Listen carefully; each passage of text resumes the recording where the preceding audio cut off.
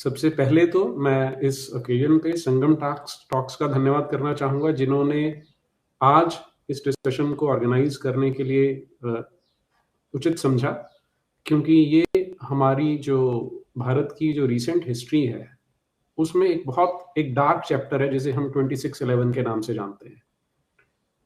ये वो दिन था जब एक छोटा सा ग्रुप ऑफ इस्लामिक टेररिस्ट था, जिन्हें मुजाहिद कहना चाहिए, जो पाकिस्तान से आता है, मुंबई में इन्वेड करता है, जो हमारे देश की फाइनेंशियल कैपिटल है, और इन मुट्ठी भर लोगों ने पूरी की पूरी मुंबई को they took it as a hostage, और 3 दिन तक वो कत्लेआम मचाते रहे, जिसमें लगभग 175 लोगों की जान जाती है और 300 से ज्यादा घायल होते हैं, जिनमें बहुत सारे तो हमारे इनोसेंट सिविलियंस थे और बहुत सारे जो हमारे लॉ इन्फोर्सिंग एजेंसी के हमारे जवान थे, वो इसमें शामिल थे।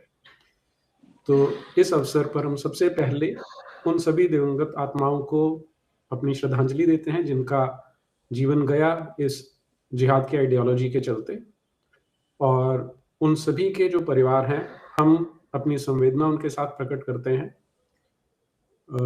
बाद में जब पता चला कि ये जो आतंकवादी थे ये लश्कर तैयबा से जुड़े हुए थे, और इस अवसर पर, क्योंकि हम एक सिविलाइजेशनल नेशन स्टेट नहीं है, हम तुकाराम ओम्बले को और हमारी सिक्योरिटी अपरेटस के जितने लोग थे जिन्होंने उस समय वीरता दिखाई, जिन्होंने जान दी, जिन्होंने ये इंश्योर किया कि जो कैजुअलिटीज हैं, जो डैमेज हो रहा है हमारे देश को, कम से कम हो, हम उन सबको शत शत नमन करते हैं।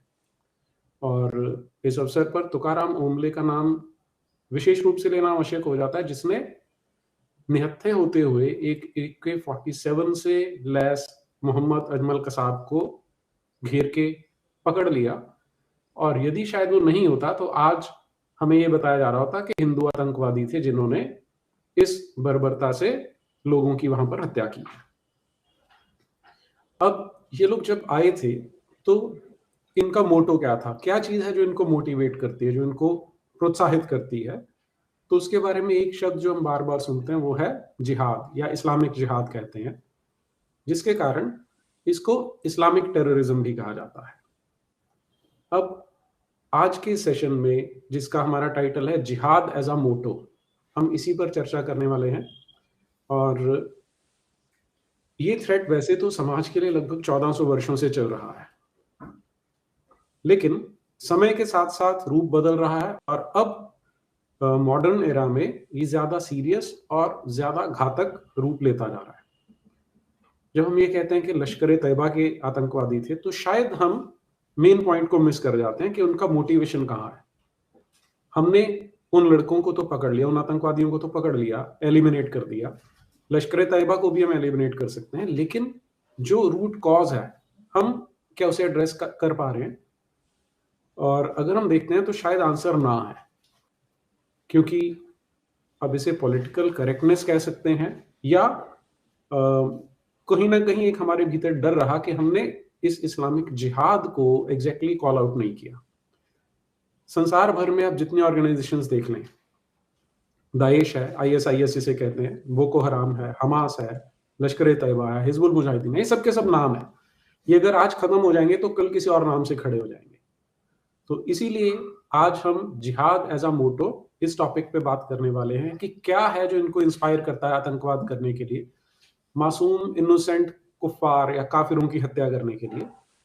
अब यूं तो ये कुरानिक टर्मिनोलॉजी में से आता है जिहाद, जिसका जब हम शाब्दिक अर्थ निकालते हैं, लिटरल मीनिंग निकालते हैं, तो वो तो होता है स्ट्रगल, लेकिन जो इसका प्रैक्टिकल अर्थ है वो है जिहाद फी सबीलिल्लाह, के जो ये कुरान वाला गॉड है अल्लाह नाम का, उसके रास्ते में जिहाद करना या लड़ना। और इस पे हम आज बात करेंगे। सबसे पहले हमारे साथ हैं मेजर गौरव आर्या, जो एक आर्मी वेटरन है। इन्होंने भारतीय सेना के लिए बहुत लंबे समय तक काम किया है, और आज हम जानते हैं कि मीडिया में एक जो सबसे अच्छे एनालिस्ट्स हैं उनमें इनका शुमार होता है, और अभी कंसल्टिंग एडिटर हैं for strategic affairs at Republic Media Network. Army veteran हैं और बहुत लिखते भी हैं, और एक फेमस पब्लिक स्पीकर हैं। तो we are honoured to have him with us. Major Gaurav Arya, आपका स्वागत है यहाँ पर। सर बहुत बहुत धन्यवाद आपका सर। जी मेजर साहब, आप क्योंकि सिक्योरिटी एस्टेब्लिशमेंट से जुड़े रहे हैं, तो आपने जब वो विजुअल्स देखे होंगे, आपके माइंड में बिल्कुल रॉ होंगे, तो पहला थॉट क्या आता है आपके मन में जब आप इस तरह का टेरर अटैक देखते हैं और हमारी सिक्योरिटी एजेंसीज जिसमें अपनी जान देती हैं? जी पहले प्रोफेसर साहब का बहुत बहुत धन्यवाद इंट्रोडक्शन के लिए, और संगम टॉक्स का बहुत बहुत धन्यवाद कि आपने इतने अहम मौजू पे, इतने अहम टॉपिक पे ये टॉक रखी है 26/11। जब पहली बार मैंने इसके बारे में सुना, मुझे याद है मेरे सबसे पहले दिमाग में एक बात आई कि ये लगातार, और मैं इसके बारे में लिख भी चुका हूँ, बोल भी चुका हूँ, और वही अपने शब्द में दोबारा दोहराऊंगा कि हमारे साथ लगातार दर लगातार ऐसा होता चला आ रहा है और ये आगे भी होगा। मुझे कहना नहीं चाहिए, आज के दिन खासतौर से ये कहना नहीं चाहिए, लेकिन जो सच बात है, हम यहाँ पे सच बोलने और सुनने के लिए इकट्ठा हुए हैं, ये आगे भी होगा। और आगे इसलिए होगा क्योंकि हम पाकिस्तान को कॉस्ट एंड कॉन्सिक्वेंसेस ऑफ जिहाद ये समझा नहीं पाए। हर चीज का एक दाम चुकाना पड़ता है, और अगर वो दाम इंसान ना चुकाए तो उसको लगता है ये चीज मुफ्त की है, फिर उसकी इज्जत नहीं करता। हम अपनी सिक्योरिटी की, अपने मुल्क की सिक्योरिटी की पाकिस्तान से शायद वो इज्जत नहीं करवा पाए जो हमें करवानी चाहिए थी। उसकी फौज से तो हमने इज्जत करवा ली, पाकिस्तान के 2 टुकड़े करके। पाकिस्तानी आर्मी बहुत इज्जत करती है, लेकिन जो पाकिस्तानी आर्मी अपने जिहादी भेजती है इंडिया, और एक डिनाइबिलिटी का फैक्टर उसका है कि साहब हम तो जानते नहीं है, ये तो नॉन स्टेट एक्टर्स हैं वगैरह वगैरह। तो उसकी वजह से बड़ी प्रॉब्लम इंडिया को हुई है, और आगे भी इंडिया को प्रॉब्लम होती चली आ रही है। आजकल में भी हुई है और आगे भी होगी। अगर आपकी इजाजत हो, अनुमति हो, तो मैं थोड़ा सा और विस्तार में जाके इसको समझाना चाहता हूँ। जी सर, जी ये जो आइडियोलॉजी है जिहाद की, ये एब्सोल्यूटिस्ट आइडियोलॉजी है। ये सब की जिहाद खुद से अपनी कमियों से होता है, और एक जिहाद अकबर होता है, और अपनी नफ्स के खिलाफ। देखिए, ये सब तो बेकार की बातें हैं कि ऐसे होता है वैसे होता है। हमें क्या लेना देना सर जिहाद कैसा होता है, उससे मेरा क्या लेना देना, उससे आपका क्या लेना देना। ठीक है, हम जिहाद के मैनिफेस्टेशंस कहाँ पे देखते हैं, हमें उससे लेना देना है जो उसका अमल दरामद हो रहा है जमीन पे। आज तक तो मैंने किसी को नहीं सुना कि मैं कोई कोई ये बोले कि साहब वो फलाना फलाना आदमी था, उसकी शराब पीने की बड़ी आदत थी, उसने जिहाद लड़ा और उसने शराब की आदत छोड़ दी। जो कई मुस्लिम इंटेलेक्चुअल्स भी बताने की कोशिश करते हैं कि असल में जिहाद का ही मतलब है, होगा, जरूर होगा, मैं मना नहीं कर रहा, जरूर होगा, लेकिन उससे हमारा लेना देना कुछ है नहीं। कोई शराब पिए, अपना लिवर खराब करे, उससे आपका और मेरा क्या लेना देना। हमारा ये लेना देना है जब जिहाद के नाम पे लोग पार्लियामेंट के अंदर घुसने की कोशिश करते हैं, अक्षरधाम मंदिर पे अटैक होता है, जब दाऊद इब्राहिम को सपोर्ट मिलता है, 3000 किलो आरडीएक्स मुंबई आता है, 1993 में ब्लास्ट होते हैं, या फिर 26/11 होता है, या फिर कश्मीर होता है, या फिर पंजाब होता है, या फिर सरोजनी नगर में बॉम्ब ब्लास्ट होते हैं, और दीगर इलाकों में भारत में ब्लास्ट होते हैं, south India, north, east, west, centre, हर जगह। तो तब हमें पता लगता है कि ये सब कहना कि नफ्सियात के खिलाफ है और ये सब है, ये सब किताबी बातें हैं। असल में जो जिहाद है, असल में जो रियल जिहाद है, उसका मतलब यही है कि जो काफिर है वो वाजिबुल कत्ल है, उसकी गर्दन काटो, उसकी गर्दन रेदो, और उससे सवाब है। This is the core concept which terrorist outfits follow sir. जब मैंने पहली बार देखा, मैंने वही कॉस्ट एंड कॉन्सिक्वेंसेस की प्रोफेसर साहब दिमाग में ख्याल आया कि 1947-48 के बाद जब पाकिस्तान ने अटैक करा था कश्मीर में, वी डिड नथिंग। 1965 में पाकिस्तान ने अटैक करा, वी डिड नथिंग सर। जब 1999 में कारगिल में हमारे 527 भाई वीरगति को प्राप्त हुए, we did nothing. 26/11 we did nothing sir. 1993 bomb blast, we did nothing. Akshardham, we did nothing. Parliament attacks, we did nothing. We have become the nothing state. We in India have become the nothing state. क्योंकि costs and consequences, नतीजा, दाम, ये हमने पाकिस्तान को कभी एहसास दिलाया नहीं इस चीज का। और जब तक हम पाकिस्तान को इस चीज का एहसास नहीं दिलाएंगे, ये चीजें होती रहेंगी सर। पाकिस्तानी आर्मी सामने आती नहीं लड़ने के लिए, जिहादी भेजती है, जिहाद की फैक्ट्री है पाकिस्तान में। हजारों दर हजारों उनके पास मदरसे हैं। अगले 100 साल तक वो जिहादी भेजते रहेंगे, आप लड़ते रहिए उनके साथ। और हम लोग खुश होते हैं मीडिया में, हम लोग कहते हैं कि साहब हमारे उस कैप्टन को शहीद करा, हमारे उस मेजर को शहीद करा, हमारे उस कर्नल को शहीद करा। हमने आतंकवादी मार के उसका बदला ले लिया। प्रोफेसर साहब, मैं आपसे पूछता हूँ, अपनी ऑडियंस से पूछता हूँ, इंडियन आर्मी का एक मेजर शहीद होता है और फिर हम 2 अनजान टेररिस्ट्स को, आतंकवादियों को मार देते हैं। क्या ये बराबर है? क्या भारतीय सेना के कप्तान या मेजर या कर्नल की जिंदगी एक आतंकवादी की जिंदगी के बराबर है? बिल्कुल नहीं। हमारा एक मेजर, एक कैप्टन या एक कर्नल लाखों आतंकवादियों की जिंदगियों से ज्यादा कीमती है। हमें उसका कंपैरिजन करना भी नहीं चाहिए। मेरा ये कंपैरिजन ही गलत है, मैं मानता हूं, जो मैं कर रहा हूं, मैं खुद ही गलती कर रहा हूं कंपेयर करके। लेकिन हमने अपने आप को कन्विंस कर लिया है कि ये ठीक है, हमने बदला ले लिया, हमने 2 आतंकवादियों को मार दिया। और जो उसके आका पाकिस्तान में बैठे हैं वो वैसे ही बैठे हैं। वो 1989 से, खैर पंजाब में तो उससे पहले से कर रहे हैं, लेकिन मैं सिर्फ कश्मीर की यहां पे बात करूंगा, सिर्फ कश्मीर की बात करूंगा। वो लगातार दर लगातार अपने जिहादी औजार भारत भेज रहे हैं। और जब लाइन ऑफ कंट्रोल पे हमने मुस्तैदी से पहरा लगाया और हमने वहां पे फेंस बना दिए, एंटी इन्फिल्ट्रेशन ग्रिड जबरदस्त करती, तो इंटरनेट का इस्तेमाल करके लोकल पॉपुलेशन को रेडिकलाइज करा जा रहा है। इस्लामिक रेडिकलाइजेशन है, जिसकी वजह से लोग मारे काटे जा रहे हैं कश्मीर में। और बाकी वो लोग, देखिए, अभी तक कोई टचवुड बड़ा इंसिडेंट नहीं हुआ भारत में टेररिज्म का। इसलिए नहीं कि पाकिस्तान ने कोशिश करना बंद कर दिया, इसलिए कि हमारी सिक्योरिटी फोर्सेस ने टचवुड जबरदस्त काम करा है सर। एंड पर they are also human beings. 1000 बार वो रोक लेंगे, भगवान ना करे अगर एक बार स्लिप हो गया सर कुछ, तो पाकिस्तान फिर बंबई करेगा। और इसका इलाज एक ही है सर। हम लोग we are solving the wrong problem in India. गलती हमारी है, we are solving the wrong problem. हम लगातार गलत प्रॉब्लम सॉल्व कर रहे हैं। जिस दिन हमने सही प्रॉब्लम सॉल्व कर दी, ये सब बंद हो जाएगा सर। ये जिहाद विहाद का ड्रामा, ये सब खत्म हो जाएगा, रातों रात खत्म हो जाएगा।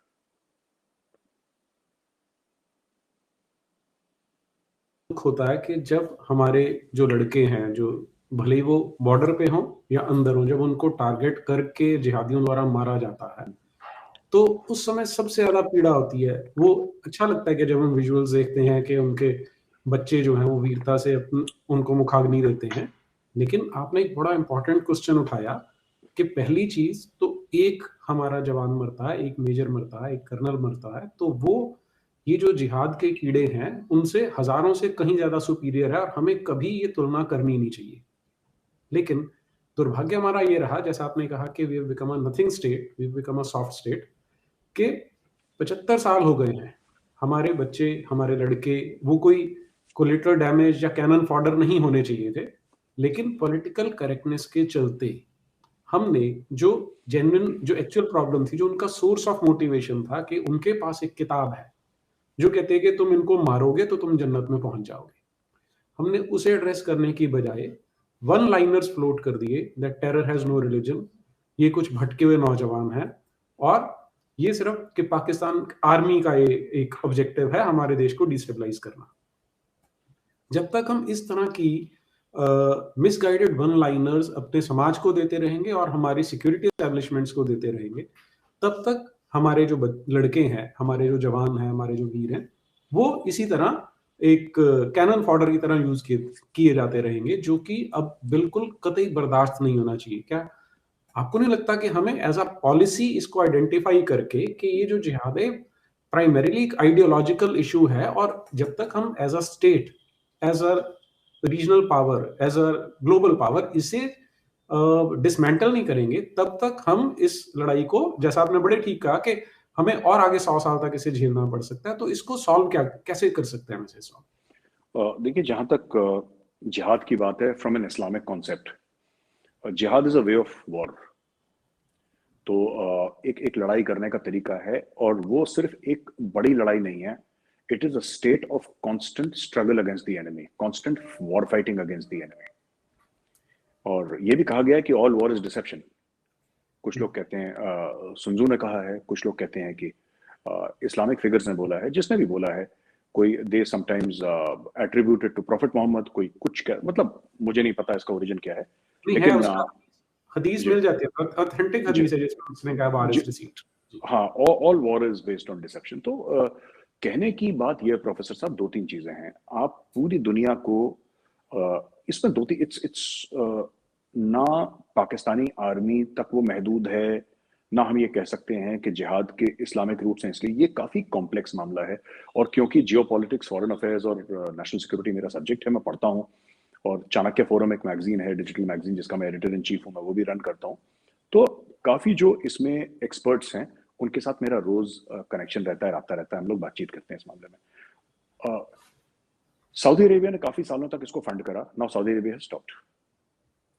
उसके कई कारण हैं। उसको लगा कि अब ये दाल नहीं गलेगी, नंबर 1।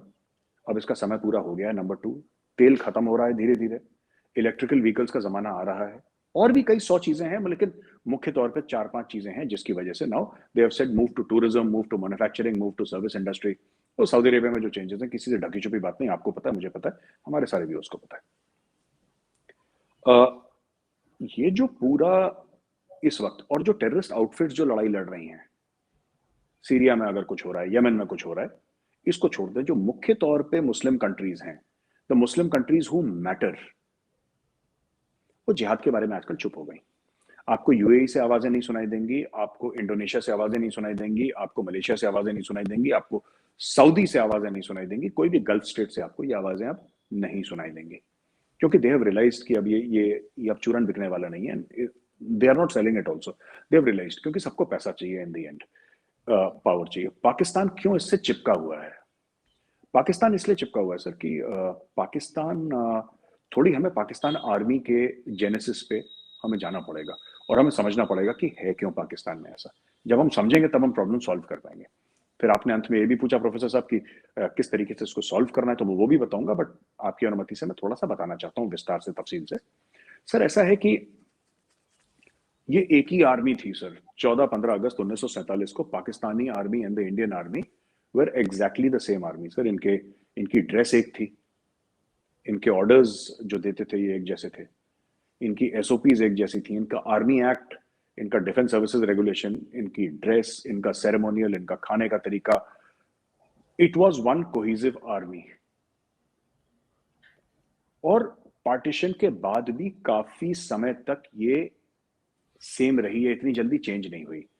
लोगों को ऐसा लगता है कि कि जैसे ही वो आर्मी जो थी वो पार्टीशन हो गई पाकिस्तान में, वो एक कोट अनकोट इस्लामिक आर्मी बन गई। ऐसा हुआ नहीं था सच में।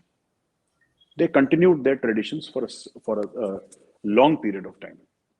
लेकिन सड़न आनी शुरू हो गई थी, क्योंकि पाकिस्तान की जो पॉलिटिकल लीडरशिप थी वो वीक थी, पाकिस्तान की पॉलिटिकल लीडरशिप करप्ट थी। And I think Mohammad Ali Jinnah खुद बहुत जबरदस्त कंफ्यूज थे कि उन्होंने पाकिस्तान आखिर बनाया क्यों। अब मिल गया, अब इसका करना क्या है, इसका करना क्या है? तो मॉथ ईटन पाकिस्तान की अक्सर उन्होंने बात करी। वो लेमेंट था दिल में, एक शिकवा था कि साहब ये भी नहीं मिला और ये भी नहीं मिला, और जूनागढ़ भी मिल सकता था और सर क्रीक का भी कुछ हो सकता था। तो ये सब ड्रामा तो था, लेकिन इसके अलावा भी मॉथ ईटन पाकिस्तान आज भी है। जो हम बात करते हैं आयूब खान की, या फिर हम बात करते हैं याया खान की, जो मार्शल लॉ एडमिनिस्ट्रेटर्स थे, पाकिस्तान के डिक्टेटर थे, तो सर उन लोगों ने भी पाकिस्तान को एक मिलिटरिस्टिक स्टेट बनाया। मैं जिहाद पे आऊंगा सर, जिहाद बात की बात है। उन्होंने एक मिलिटरिस्टिक स्टेट बनाया और लोगों के दिमाग में कीड़ा डालना शुरू करा कि वी आर सुपीरियर, क्योंकि हम मुगलों से आए हैं, क्योंकि फलाना है, क्योंकि हम सेंट्रल एशिया से आए हैं। अब कोई कहीं से भी आए सर, अपने डिस्ट्रिक्ट के पिन कोड की वजह से तो कोई सुपीरियर होता नहीं है। मतलब हमारा कल्चर ये बताता है कि आप कर्मों के हिसाब से सुपीरियर होते हैं।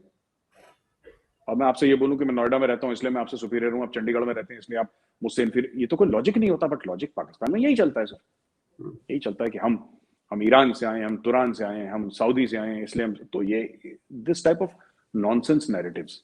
तो जो जियाउल हक को कहते हैं कि जियाउल हक ने रेडिकलाइज कर दिया पाकिस्तानी आर्मी को, वो बात सच है।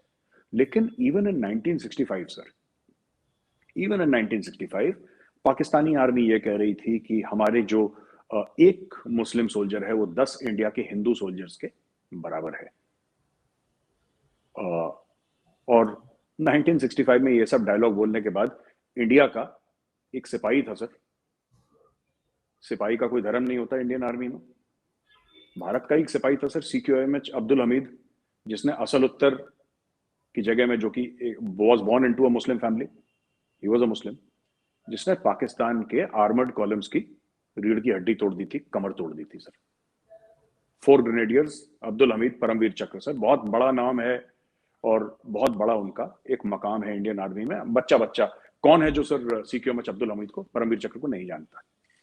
तो ये पाकिस्तान की हम लोग जाएंगे यहाँ पे और ऐसा कर देंगे और यहाँ पे ब्रेकफास्ट करेंगे, लंच करेंगे, वहां डिनर करेंगे, लाल कर, ये सब ड्रामा ये लोग अपने लोगों को फॉर डोमेस्टिक कंजम्पशन ये लोग करते रहते।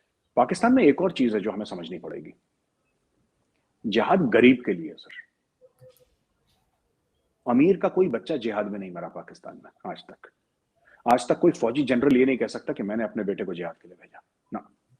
कोई बड़ा अमीर बिजनेसमैन, कोई parliamentarian member of national assembly, कोई सेनेट का मेंबर ये नहीं कह सकता कि मैंने अपने बेटे को जिहाद के लिए भेजा। पाकिस्तान का जनरल जो है, लेफ्टिनेंट जनरल कोर कमांडर, वो अपने बेटे को भेजेगा Oxford, Cambridge, Yale, MIT, Stanford, ठीक है सर। और गरीब के बच्चे को बोलेगा कि तू जाके जिहाद कर, क्योंकि इस्लाम का परचम तो तुझे लहराना है।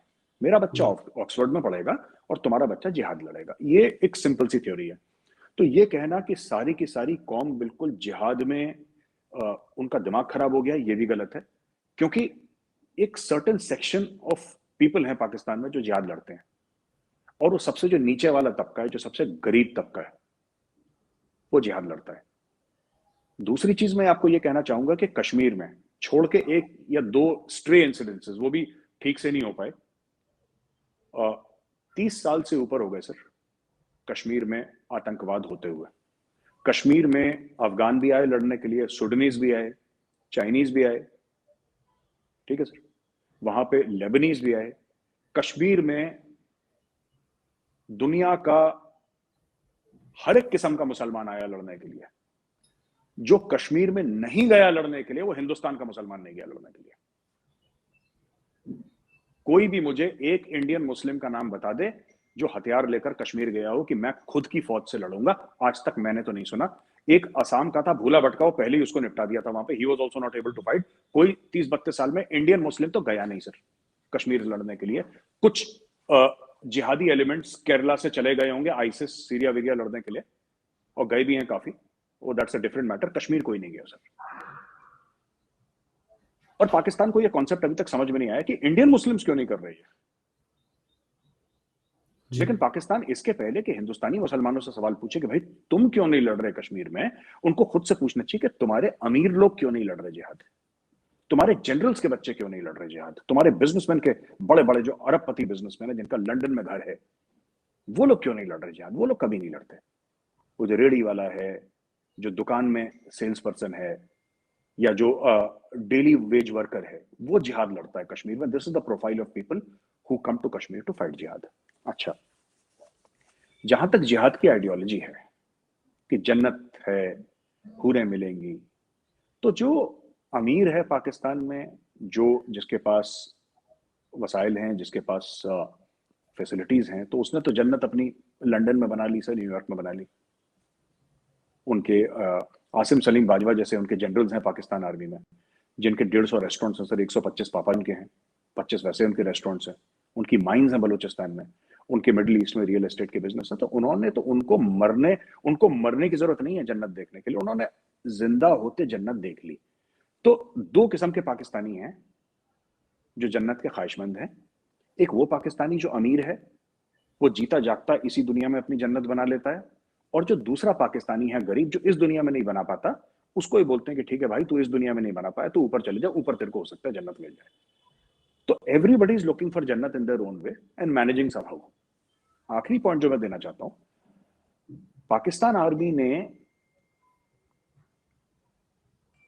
रिलीजन को जो वेपनाइज करना शुरू करा था, जो प्रोजेक्ट बीच में कुछ दशकों के लिए रुक गया था, ये ऑन ऑफ स्टॉप गो वाला प्रोजेक्ट है सर ये। तो ये प्रोफेसर साहब क्या था कि इन्होंने शुरू करा ये 1980s में, अर्ली 80s में सर, अफगानिस्तान में जिहाद करके। उस जिहाद के भी बड़े अच्छे रूप हैं, रंग हैं। जो अमीर थे उन्होंने CIA से पैसा लिया। अब आप देखिए प्रोफेसर साहब, कितनी बढ़िया चीज है ये। जो अमीर थे, जो जर्नल थे, जो ब्यूरोक्रेट थे, जो सियासतदान थे, उन्होंने सब पैसा लिया अमेरिकन से, और अमेरिकन से पैसा लेने के बाद उन लोगों ने क्या करा कि गरीब को बोला कि बेटा तुम जाओ और अफगानिस्तान में जिहाद लड़ो। तो जो अफगान थे, जो अपने फ्रीडम के लिए लड़ रहे थे रशियंस के साथ, वो तो लड़ ही रहे थे, इन्होंने यहां से मदरसे से भेजना शुरू करा। जो तालीम याफ्ता लोग थे, जो तालीम हासिल कर रहे थे, तो जो तालीम हासिल कर रहे थे उनसे बना तालिबान बाद में।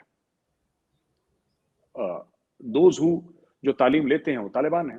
तो वहां से शुरू हुआ। So use of religion as a tool started this Pakistani experiment. Actually ये बहुत पहले से चलता आ रहा है। मैं ये नहीं कह रहा कि 80s में शुरू हुआ था, पर 80s में इसने मोमेंटम पकड़ा। इन्होंने अमेरिकन से पैसे लिए और खुद की सोसाइटी जो ऑलरेडी रेडिकलाइज थी उसको स्टेरॉइड्स पे लगाया रिलीजन के। उनको स्टेरॉइड्स दे दिया, उनको सुपर रेडिकलाइज कर दिया। आज की तारीख में जो पाकिस्तानी रोते हैं प्रोफेसर साहब और ये कहते हैं कि साहब हमारे 80,000 लोग मर गए टेररिज्म के खिलाफ लड़ते हुए, ये कौन है सर 80,000? ये कौन है 80,000? इनको मारा किसने? पाकिस्तानी मुस्लिम्स ने पाकिस्तानी मुस्लिम्स को मारा, क्योंकि जो पाकिस्तानी अशराफिया था, जो पाकिस्तानी क्रीम थी, ठीक है सर, पाकिस्तानी क्रीम ने पैसा लिया वेस्ट से कि हम मारेंगे, आप हमें पैसे दो। जनरल साहब ने बोला कि मेरा बच्चा ऑक्सफोर्ड जाएगा पढ़ने के लिए, गरीब का बच्चा अफगानिस्तान जाएगा लड़ने के लिए, फिर कश्मीर जाएगा लड़ने के लिए। तो ये जो इनका जिहाद है, ये प्योर जिहाद भी नहीं है, ये लालच पे बेस्ड है। It is based on greed. And I have done detailed research and detailed study on this, and this entire structure of so called modern jihad of the Pakistani state, है ना जी। ये शेख रशीद है उनके minister of interior. Sheikh Rashid अक्सर ये बयान देते हैं कि बिरला मंदिर की घंटियां भारत में बनना बंद हो जाएंगी और पाव पाव किलो के बम हैं, हमारे पास ऐसा बम है जो हिंदुओं को मार देगा और मुस्लिम्स को खरोच भी नहीं लगा। ये उनके मिनिस्टर ऑफ इंटीरियर ऐसे बयान देते हैं। लेकिन आप ये समझिए कि शेख रशीद खुद कहता है कि जब बॉम्ब, जो न्यूक्लियर बॉम्ब का एक्सप्लोजन हुआ था, इंडिया ने करा था, शेख रशीद खुद कहता है, he is on record saying that मैं भाग गया था मुल्क से डर के मारे। शेख रशीद ने बोला कि भाई मुझे इतना डर लगा कहीं जंग ना हो जाए, ये भाग गया था मुल्क से, मुल्क छोड़ के भाग गया था। तो ये लोग हैं जो खुद दुबई में जाके बैठ जाते हैं, क्योंकि अरबों-पति हैं, देश को लूटा है, तो ये लोग जाके सर बाहर बैठ जाएंगे, ये लोग जाके अपनी लंदन में बैठ जाएंगे, और जो रेहड़ी वाला है, जो सड़क की सफाई करता है, जो झाड़ू लगाता है, वो जो दुकानों में काम करता है, वो जो डेली वेज लेबरर है, लेबर चौक पर खड़ा रहेगा, वो जो कि 150, 200, 300, 400, 500 रुपए दिहाड़ी कमाता है, वो उन सबको बोल के कि भाई देखो तुम्हारी जिंदगी में जन्नत तो है नहीं, अगर तुम्हें जन्नत जाना है तो ये रास्ता है, हथियार पकड़ो, कश्मीर जाओ, अगर मारे गए तो जन्नत पहुंच जाओगे। This is how they sell it. So my question is that did it all start with Ziaul Haq or has it been going on उससे पहले? ये तो ऐसा है कि जियाउल हक ने इसको मोमेंटम दे दिया, जियाउल हक ने इसको एक स्ट्रक्चर दे दिया, खाका बना दिया जियाउल हक ने। दिमाग तो इनके बहुत पहले से खराब थे, ऐसी बात नहीं है, पाकिस्तान आर्मी के दिमाग बहुत पहले से खराब थे, लेकिन वहां पे हर समय टसल चलता था। इस्लामिस्ट जनरल्स हुआ करते थे, फिर वो सैंडहर्स्ट एजुकेटेड विस्की स्विलिंग जनरल्स हुआ करते थे, गोल्फ प्लेइंग जनरल्स, गोल्फ अभी भी खेलते हैं उनके generals. Golf I think generals play across the world, not just Pakistan army, Americans play, we play, everybody plays. But the fact of the matter is एक westernised army largely थी, और जो Islamist थे उनकी आर्मी में वो थोड़ा लोअर प्रोफाइल में रहते थे, they were largely ignored. People led a fairly modern life, फौज उनकी थिंकिंग में काफी मॉडर्न थी, काम करते थे वही अपने चोरी चकारी वाले, जमीन घेर ली, ये कर लिया, but largely they were a liberal set.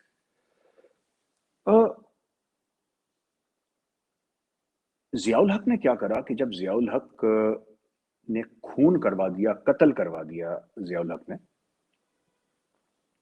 Zulfikar Ali Bhutto का, तो उसकी बड़ी थू-थू हुई दुनिया में, खास तौर से वेस्ट में, कि साहब आपने एक इलेक्टेड प्राइम मिनिस्टर को आपने डिपोज कर दिया, उसको मार दिया जान से, और आप खुद काबिज हो गए, आप खुद मार्शल लॉ एडमिनिस्ट्रेटर, जो भी प्रेसिडेंट वगैरह बन गए। तो जियाउल हक को कुछ तो चाहिए था कि मैं कुछ तो करूं, अपने आप को प्रोजेक्ट कैसे करूं, और बड़ी बेइज्जती हो रही है, बड़ी बदनामी हो रही है। तो जियाउल हक ने क्या करा कि अमेरिकन को एक प्रपोजल दिया, और अमेरिकन को एक प्रपोजल में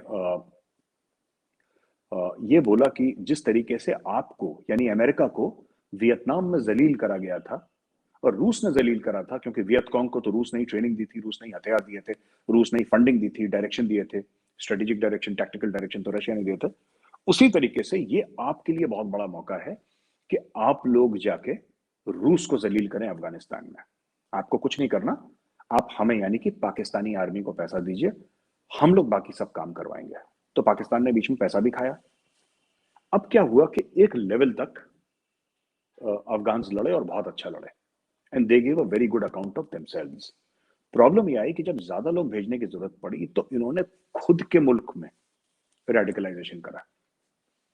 वो रेडिकलाइजेशन पहले से था अवेलेबल, जियाउल हक ने कोई नया काम नहीं करा, बट जियाउल हक ने उसमें स्टेरॉइड्स डाल दिए, जियाउल हक ने उसको स्टेट की सैंक्टिटी दे दी। जो चीज स्टोर रूम में पड़ी थी, जो चीज जिसको कहते हैं गैराज में बंद थी, उसको लाके जियाउल हक ने ड्राइंग रूम में बैठा दिया।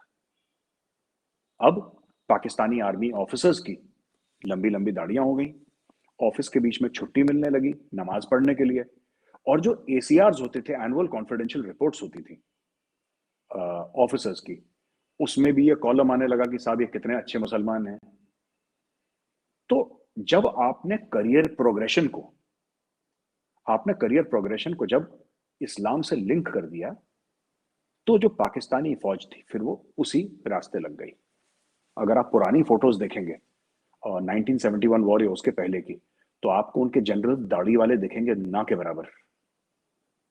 लेकिन जियाउल हक के बाद सबकी माशाल्लाह अच्छी अच्छी दाढ़ियां, बिकॉज दाढ़ी became a symbol of Islam. Ziaul हक खुद नहीं रखते थे, उसने सबकी और की रखवा दी जियाउल हक ने, तो थोड़ा सा बदमाश था इस मामले। तो जियाउल हक ने क्या करा कि फिर इसको रेडिकलाइज कर दिया पूरे मामले को, और उसको एक स्टेट सपोर्ट दे दिया। और वहीं एक प्रीचर था, इस्लामिक प्रीचर था जो कि यंग था उस वक्त। तो उससे पूछा कि तुम क्या करते हो, तो उसने बोला कि जनाब मैं एक चैरिटी रन करता हूँ, एक NGO रखता हूँ, जिसमें कि जो अफगान जिहाद में जिन लोगों के पैर कटे हैं, हाथ कटे हैं, जो मर गए हैं, तो उनकी बेवाओं का ध्यान रखते हैं, जो डिसेबल्ड हैं हम उनका ध्यान रखते हैं, लोगों से पैसे इकट्ठा करते हैं। और उस आदमी ने बड़ा कश्मीर के बारे में बड़ा बोला कि साहब मैं तो मर जाऊंगा कश्मीर के लिए, जान दे दूंगा, और हिंदुस्तान अपने आप को क्या समझता है और हिंदू अपने आप को क्या समझते हैं, हम ये कर देंगे वो कर देंगे। तो जियाउल हक काफी इंप्रेस था। तो एक रिलीजियस काउंसिल थी उलेमा की, तो एक यंगस्टर को वहां पे जाके बैठाया उसके अंदर, मतलब 30s में ही होगा उस वक्त वो प्रीचर। तो वो प्रीचर ने जाके एक तंजीम बनाई जो कि कश्मीर में जिहाद लड़ने के लिए अर्ली 90s में उतरी। उस तंजीम का नाम था लश्कर तैयबा, और उस प्रीचर का नाम था हाफिज सईद। इस तरीके से पाकिस्तान ने अपने पंजे कश्मीर में गाड़े, इस तरीके से पाकिस्तान ने जिहाद का इस्तेमाल करा भारत को नुकसान पहुंचाने के लिए। जी जी मेजर साहब, जब हम ये बात करते हैं कि जो अमीर है ऑब्वियसली उनके पास सारे रिसोर्सेज पहले से हैं, उनके लिए जन्नत यहाँ बनी हुई है, लेकिन जो अब उनके पास बड़ा अच्छा टूल है कि कुरानिक इंजंक्शन है कि जिहाद आपके लिए फर्ज अल्लाह की ओर से डिक्लेयर हो गया, जो ये कुरान वाला गॉड है। तो जो वहां का गरीब है वो इस झांसे में आएगा, वो फंसता रहेगा। वो उनकी अगर वो अपने घर के अंदर जिहाद कर रहे हैं, हमें उससे कोई प्रॉब्लम नहीं है, अपने आप को मारते रहे काटते रहे, वो हमारे लिए कोई इशू नहीं है। लेकिन जब वो इस गरीब तबके को रेडिकलाइज करके यहाँ लेके आते हैं, तो हमारे लिए इशू ये है कि अमीर ने गरीब को भेजा यहाँ पर, लेकिन हमारे जो लड़के हैं वो उसमें मरते हैं, हमारा देश जो है उसको डिस्टेबलाइज करते हैं।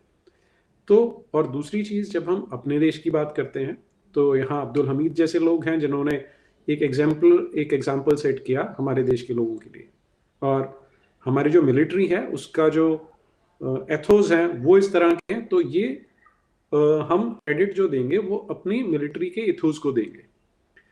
और तीसरी चीज जो जुड़ जाती है कि अब्दुल हमीद जैसे लोग जो हैं वो कुरानिक डेफिनेशन के अकॉर्डिंग मुसलमान है ही नहीं, हम भले ही उनको मुसलमान मानते हों, बट द मेयर फैक्ट कि वो काफिरों की सेना के लिए लड़ रहा है, कुफार के लिए लड़ रहा है, दरुल हर्ब से दरुल इस्लाम के सामने लड़ रहा है, तो वो उस डेफिनेशन में मुसलमान नहीं बैठता।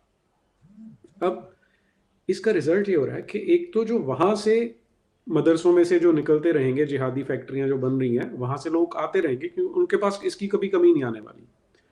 प्लस हमारे यहाँ पर जो मदरसे इतने सारे खुल चुके हैं, वहां पर हमारे लिए एक टिकिंग टाइम बॉम्ब की तरह वो काम कर रहे हैं।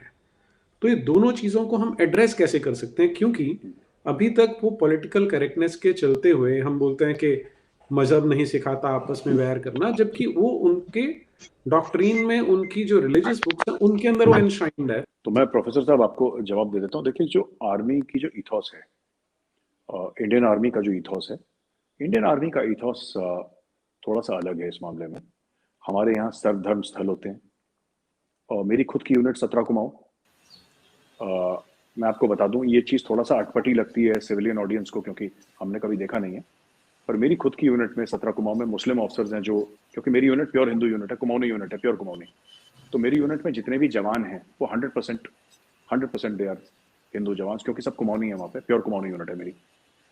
लेकिन हमारी यूनिट में मुस्लिम ऑफिसर आरती भी करते हैं। मैंने क्रिश्चियन ऑफिसर्स को भजन करते हुए अपने सामने देखा है। कर्नल एंड्रूज हुआ करते थे, God bless his soul, he is no more. वो मेरे सीओ रह चुके हैं गुरदासपुर में। उन्होंने दसियों बार तो मेरे सामने आरती करी है। सर्विंग मुस्लिम ऑफिसर्स है मेरी यूनिट के, मैं उनका नाम नहीं लूंगा because they are still in the army, colonel rank के हैं। तो फौज में ये सब नहीं होता, क्योंकि आपने बिल्कुल ठीक बोला, इंडियन आर्मी का ईथॉस है ना। अब बात मदरसे की, ठीक है। मदरसे में क्या होता है सर कि आपको एक वर्ल्ड व्यू दिखाया जाता है कि ये दुनिया है, ये खाका है, और उसमें मुझे ये नहीं पता कि एग्जैक्टली सिखाते क्या हैं, लेकिन ये बात भी सच है कि ज्यादातर रेडिकलाइज्ड एलिमेंट्स जो निकलते हैं, मैं सबकी बात नहीं कह रहा, ओसामा बिन लादेन तो सिविल इंजीनियर था sir, Zawahiri is a doctor और वाज अ डॉक्टर, जिंदा या मर गया इसके ऊपर भी डिबेट है। लेकिन जो मदरसे से निकले हैं काफी हद तक रेडिकलाइज्ड निकले हैं, काफी हद तक रेडिकलाइज्ड निकले हैं, क्योंकि इनको सिखाया गया है एक तरीके का माइंडसेट, इनको बताया गया है। तो ये भी एक सच्चाई है। आप सिर्फ अनंतनाग में, कश्मीर के एक डिस्ट्रिक्ट में 500 से ऊपर मदरसे थे, जिसमें से कि जमात इस्लामी के ज्यादातर, आई थिंक 150-200 जमात इस्लामी के थे। वहां से हिजबुल मुजाहिदीन का काडर निकला है पूरा सर, वहां पे पूरा हिजबुल मुजाहिदीन का काडर वहां से निकला है। एक मेन स्ट्रीम पॉलिटिकल पार्टी है जेएनके की, मैं नाम लेना ठीक नहीं समझता, उस पार्टी के काडर कहां खत्म होते हैं, हिजबुल मुजाहिदीन कहां शुरू होता है, और हिजबुल मुजाहिदीन जहां खत्म होता है वहां पे जमात इस्लामी कहां शुरू होती है। एनआईए ने जो रेड्स करी हैं, ये स्टोन पेल्टिंग अचानक बंद कैसे हो गई सर कश्मीर में? अचानक ना के बराबर हो गई स्टोन पेल्टिंग, ना के बराबर। ये क्यों हुआ? ये क्योंकि जो जमात इस्लामी के लेवल पे जो फंडिंग हो रही थी, जो बाहर से हुंडी से या फिर जो पैसा आ रहा था हवाला से, वो सब एनआईए ने बंद कर दिया, इनकी फंडिंग बंद कर दी एनआईए ने। तो they have used religion as a tool in madrasas. और देखिए, कल का जो जमात इस्लामी का कार्यकर्ता है या उसका मेंबर है, वो आज का टेररिस्ट होगा, चांसेस आर वेरी ब्राइट कि ही विल जॉइन अ तंजीम। वो हिजबुल ज्वाइन करे, वो जैश ज्वाइन करे, लश्कर ज्वाइन करे। तो ये वैली में है। In fact general GD Bakshi sir यहाँ पे हैं, इन्होंने तो अपनी जिंदगी की काफी सर्विस वैली में दी है, कश्मीर में दी है। आप जनरल साहब से पूछिए, ये आपको बताएंगे। He is written a very wonderful book called the Kishtwar conundrum, और उसके बारे में जनरल साहब 9 सेक्टर आरआर के कमांडर थे when he was a brigade commander. 9 sector इन्होंने कमांड करा है जनरल जीडी बख्शी सर ने। तो जनरल जीडी बख्शी सर बताएंगे आपको कि विस्तार में कि ये है क्या, ये जो पाकिस्तान ने बड़ी सक्सेसफुली जिहाद को कमर्शियलाइज करा। जिहाद वेपनाइज तो पहले से था, they put it on steroids to harm India, but problem ये हो गई कि नाउ पाकिस्तान इज बर्निंग। हमने तो कश्मीर तक उसको आइसोलेट कर दिया, और वहां पे भी टेररिज्म अब 87-88% कम हो गया कश्मीर में, in spite of the random acts of killing जो आप अनफॉर्चुनेट जो हम सुनते रहते हैं। हमने कश्मीर तक काफी हद तक टच उसको महदूद रख दिया है। लेकिन पाकिस्तान के तो गली मोहल्लों में बम फूट रहे हैं, because jihadis cannot be controlled. आपका प्राइम मिनिस्टर मुस्लिम हो ना हो, आपका बादशाह मुस्लिम हो ना हो, ये टेररिस्ट्स को आप कंट्रोल नहीं कर सकते, आप कोई भी हो। किसी को अगर लगता है, किसी को लगता है कि टेररिस्ट जो है वो पाकिस्तानी आर्मी की जेब, हाँ, पाकिस्तानी आर्मी भी टेररिस्ट तंजीमों को कंट्रोल करती है बेशक, पर अगर कोई ये सोचता है कि सारी टेररिस्ट तंजीम जनरल बाजवा की जेब में, दैट्स नॉट ट्रू। क्योंकि तहरीक तालिबान पाकिस्तान रोज मार रहा है पाकिस्तानी सोल्जर्स को, रोज मार रहा है पाकिस्तानी सोल्जर्स को। कोई दिन नहीं जाता जब वो लोग अटैक नहीं करते, अगर मारते नहीं तो मारने की कोशिश करते। तो ये भी एक सच्चाई है प्रोफेसर साहब।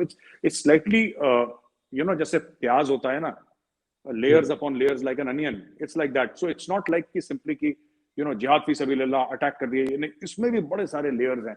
इसमें इकोनॉमिक्स मिक्स्ड है, इसमें जियोपॉलिटिक्स मिक्स्ड है, इसमें फॉरेन अफेयर्स, फॉरेन पॉलिसी भी मिक्स्ड है, इसमें नेशनल सिक्योरिटी भी मिक्स्ड है, टेररिज्म भी मिक्स्ड है, रिलीजन भी मिक्स्ड है. तो ये काफी बड़ी खिचड़ी टाइप की है सर. जी जी. तो अगर जब तक हम इनको इससे बाहर नहीं निकालेंगे, क्योंकि they are ticking time bombers, आज नहीं तो कल वो एक्टिवेट हो सकता है. तो और फिर प्रॉब्लम ये आ जाती है कि उनके पास एक किताब है जो उनको इसके लिए प्रोवोक करती है, जो बोलती है कि तुम्हारी सुप्रीम डीटी ने ये बातें बोल रखी हैं विच आर नॉन नेगोशिएबल. तो क्या इससे लड़ने के लिए हमें उन्हें वापस लाने की आवश्यकता नहीं है? जैसे स्वामी विवेकानंद ने कहा था कि इनको वापस लाना पड़ेगा, तो क्या वो एक सॉल्यूशन हो सकता है इसके लिए? देखिए, जहां तक ये है कि कुरान में जिहाद बोला गया लड़ने के लिए, ये बात सच है, लेकिन जिहाद की शराइत हैं. ऐसा नहीं कि कोई भी एरा गैरा नत्थु गैरा करके जी मैं कल से जिहाद लड़ूंगा. Violence is the prerogative of the state. Even as per Quranic injunctions, सिर्फ एक स्टेट जिहाद लड़ सकता है, सिर्फ एक स्टेट जिहाद डिक्लेयर कर सकता है. इंडिविजुअल्स कैन नॉट डिक्लेयर जिहाद. तो मैंने पढ़ी है कुरान के वो चैप्टर्स मैंने पढ़े हैं, तो उसमें भी शराइत हैं. जो जिहाद हम ये समझते हैं कि बोला है कि जहां पे तुम्हें गैर मुसलमान मिले उसको चाकू मार दो, ऐसा नहीं है, ऐसा नहीं है. हाँ, जिहाद प्रोफेसर साहब बिल्कुल है. कुरान में जिहाद को इनकरेज करा गया है, जिहाद आप लड़िए ये भी कहा गया है, बोला है आपका फर्ज है. लेकिन जिहाद कौन लड़ सकता है, किन शर्तों पर लड़ सकता है, कौन उसको डिक्लेयर कर सकता है, कौन उसको लीड कर सकता है, इसके डायरेक्टिव्स दिए गए 1 2 3 4 5 6 की इस शर्तों पे जिहाद लड़ा जा सकता है. ये मैंने खुद पढ़ा है, इसलिए मैं जो मैंने खुद बात पढ़ी वो मैं आपको बता रहा हूँ. सिर्फ एक बादशाह है, या उस जमाने में बादशाह ही होते थे, तो प्राइम मिनिस्टर का तो कॉन्सेप्ट था नहीं. तो ये जो जिहाद है, ये कई सूरों में तो ये भी लिखा गया है कि जिहाद आप तभी लड़ेंगे जब आप थ्रेटन हो, जब आपके खिलाफ जुल्म हो. तो और कई जगह ये भी लिखा है कि जहां पे आपको अनबिलीवर मिले आप मार दो, ये भी लिखा हुआ है. Everything is written. जी जी. इसमें एक और जो प्रॉब्लम आ जाती है वो है इस्लाम का जो डॉक्ट्रिन है अल तकैया का, कि आप झूठ बोल सकते हैं. और उसका रिजल्ट ये होता है कि बहुत बार वो इस तरह की कुरानिक इंजंक्शंस आपको प्रेजेंट तो कर देते हैं, because you being a non Muslim, हम उस बैकग्राउंड से नहीं है, लेकिन once you start going through Quran तो वहां पे आपको स्पष्ट दिख जाता है कि जो मुजाहिद है, जो जिहाद करने वाला है, उसको किसी की वेट नहीं करनी. वो जहां चाहे, जैसा आपने बोला कि बड़ी क्लियर इंजंक्शंस हैं कि आप काफिर को जहां पाओ मार दो, और उसके लिए अल्लाह जो है, जो ये कुरान वाला गॉड है, वो खुश होता है. तो दैट इज वाई में जब ये डिस्टिंग्विश करने लगेंगे तो हम फिर फंस जाएंगे, और उस पॉलिटिकल करेक्टनेस के चलते हम जो कोर इशू कई बार उसको मिस कर जाएंगे. जब हम, और दूसरी चीज कि यहाँ पर जब आप पुरानिक टेक्स्ट देखते हैं, जिहाद जो एज अ टर्म आता है वो सिर्फ 35 बार आता है, लेकिन 123 बार किताल फी सबीलिल्लाह आता है. किताल यानी you have to murder them, कत्ल करने का प्लूरल आ जाता है. तो जब इस तरह से, इट्स जस्ट लाइक सेइंग कि आप अगर शराब पी के गाड़ी चला रहे हैं तो चांसेस एक्सीडेंट होने के बढ़ जाते हैं. लाइकवाइज अगर आपके पास कुरान है और आप उस पर बिलीव करना जिस दिन शुरू कर देंगे, उस दिन आप मुजाहिद बन जाएंगे, और उस दिन आप सिविलाइजेशन के लिए थ्रेट बन जाते हैं. तो as long as that text remains with them, as long as उसको वो सैंक्टिटी प्रोवाइड की गई है कि ये एक कोई डिवाइन इंजंक्शन है, तब तक लोग इस ट्रैप में फंसते रहेंगे बार बार. क्योंकि as long as you are saying non negotiable है, पूरी की पूरी कुरान नॉन नेगोशिएबल है, और उसी में इंजंक्शन है, उसी को वो वहीं से मोटिवेशन ले रहे हैं. तो अगर हम किसी तरह इनको इस विशियस सर्कल में से बाहर निकाल पाएं, will that not be a better option for us? Professor साहब, इसके बारे में मेरी इतनी नॉलेज है नहीं कि ऐसा हम लोग कर सकते हैं, नहीं कर सकते हैं, करना चाहिए, नहीं करना चाहिए. मुझे इसके बारे में नॉलेज नहीं है. बट हाँ, मैंने अखबार में पढ़ा था कि इस चीज़ को समझ के थोड़ा सा ये जो मोहम्मद बिन सलमान है, जो क्राउन प्रिंस है सऊदी अरेबिया का, उसने ये बोला था कि कई सारी ऐसी हदीस हैं, and he was referring to the हदीस which provoked violence and all that. He said मैं इनमें विश्वास नहीं करता जी, मैं इनमें बिलीव नहीं करता.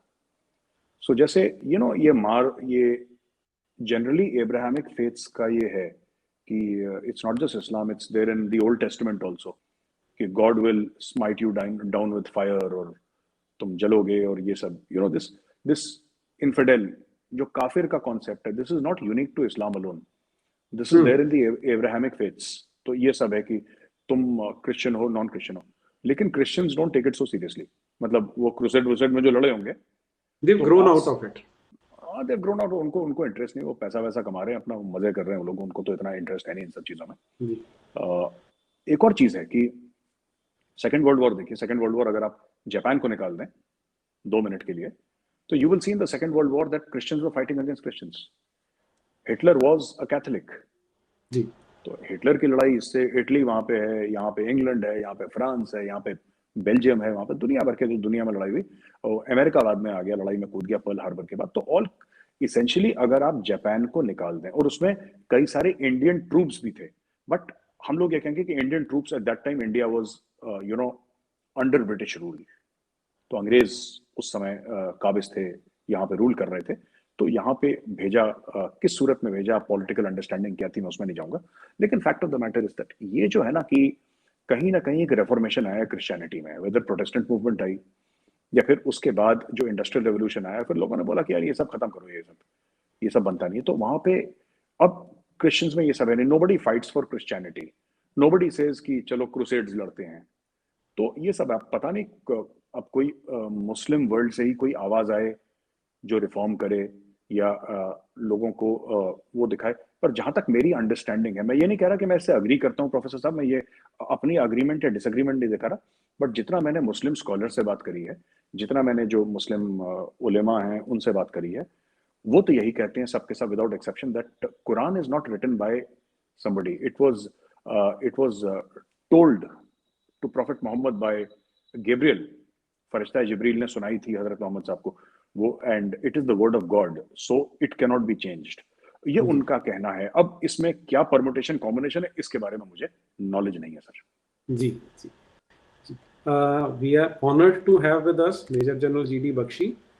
मैं थोड़ा सा अपने दर्शकों को बता देता हूं कि major general GD Bakshi retire हुए हैं इंडियन आर्मी से, और इन्होंने विशिष्ट सेवा मेडल इन्हें मिला है, सेना मेडल मिला है।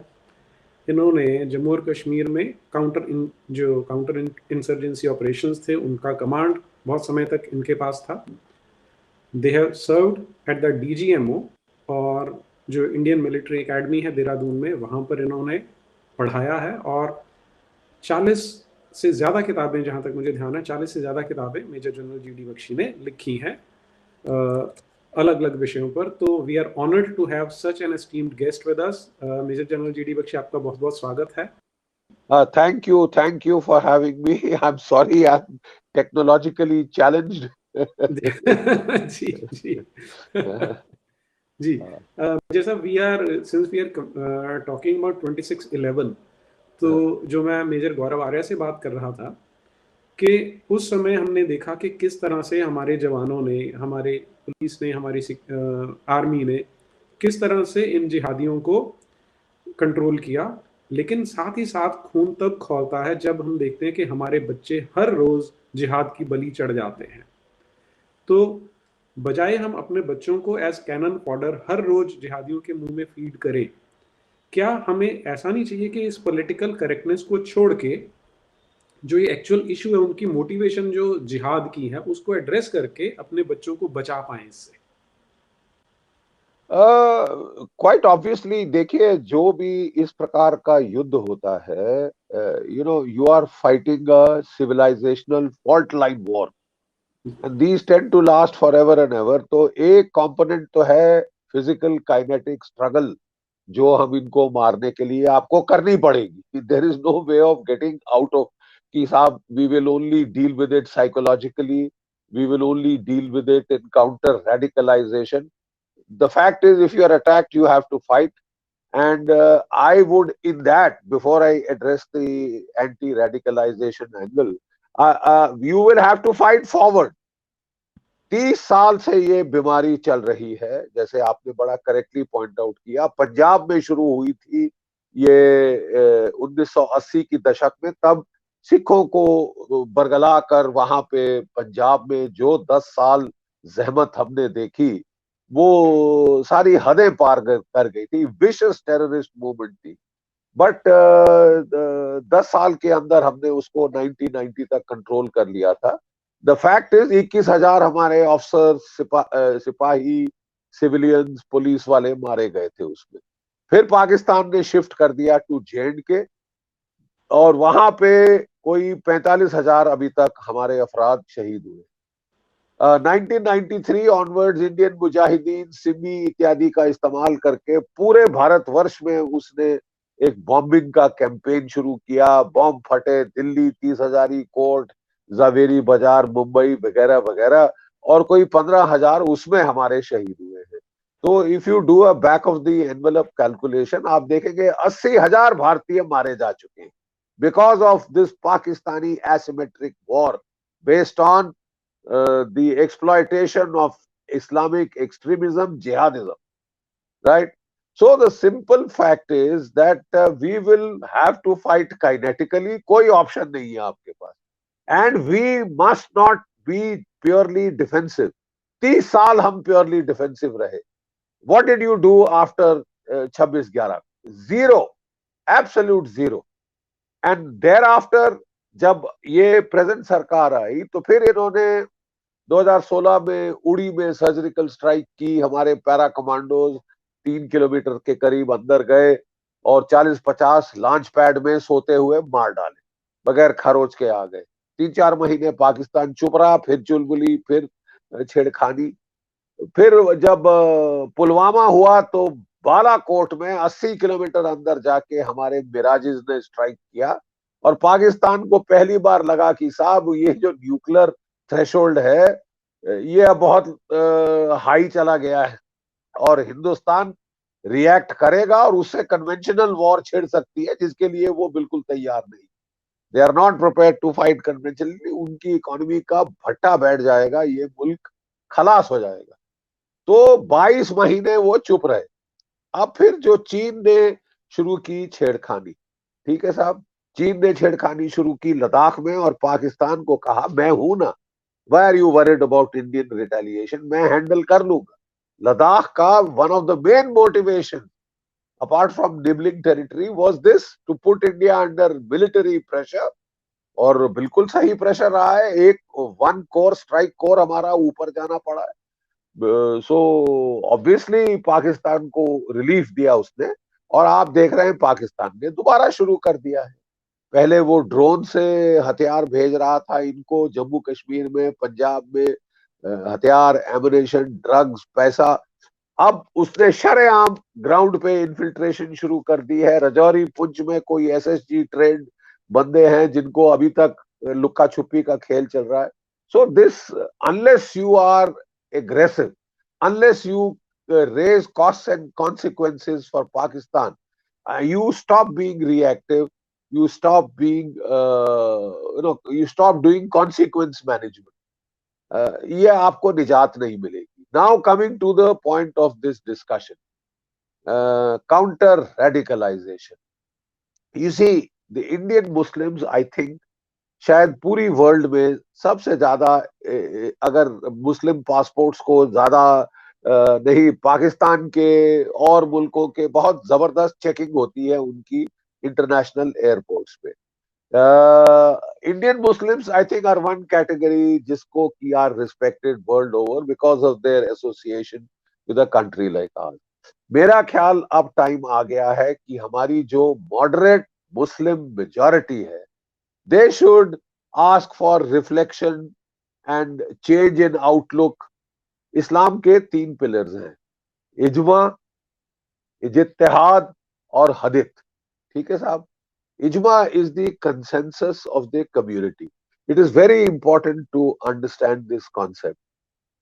Ijma means कि when the Prophet, peace be upon him, sallallahu alaihi akram, as they say, was about to pass away, जब वो जाने वाले थे, उनको पता इल्म हो गया कि मेरा वक्त आ गया है, तो उन्होंने अपने सारे डिसाइपल्स को बुलाया और भाई मैं अब नहीं रहूंगा।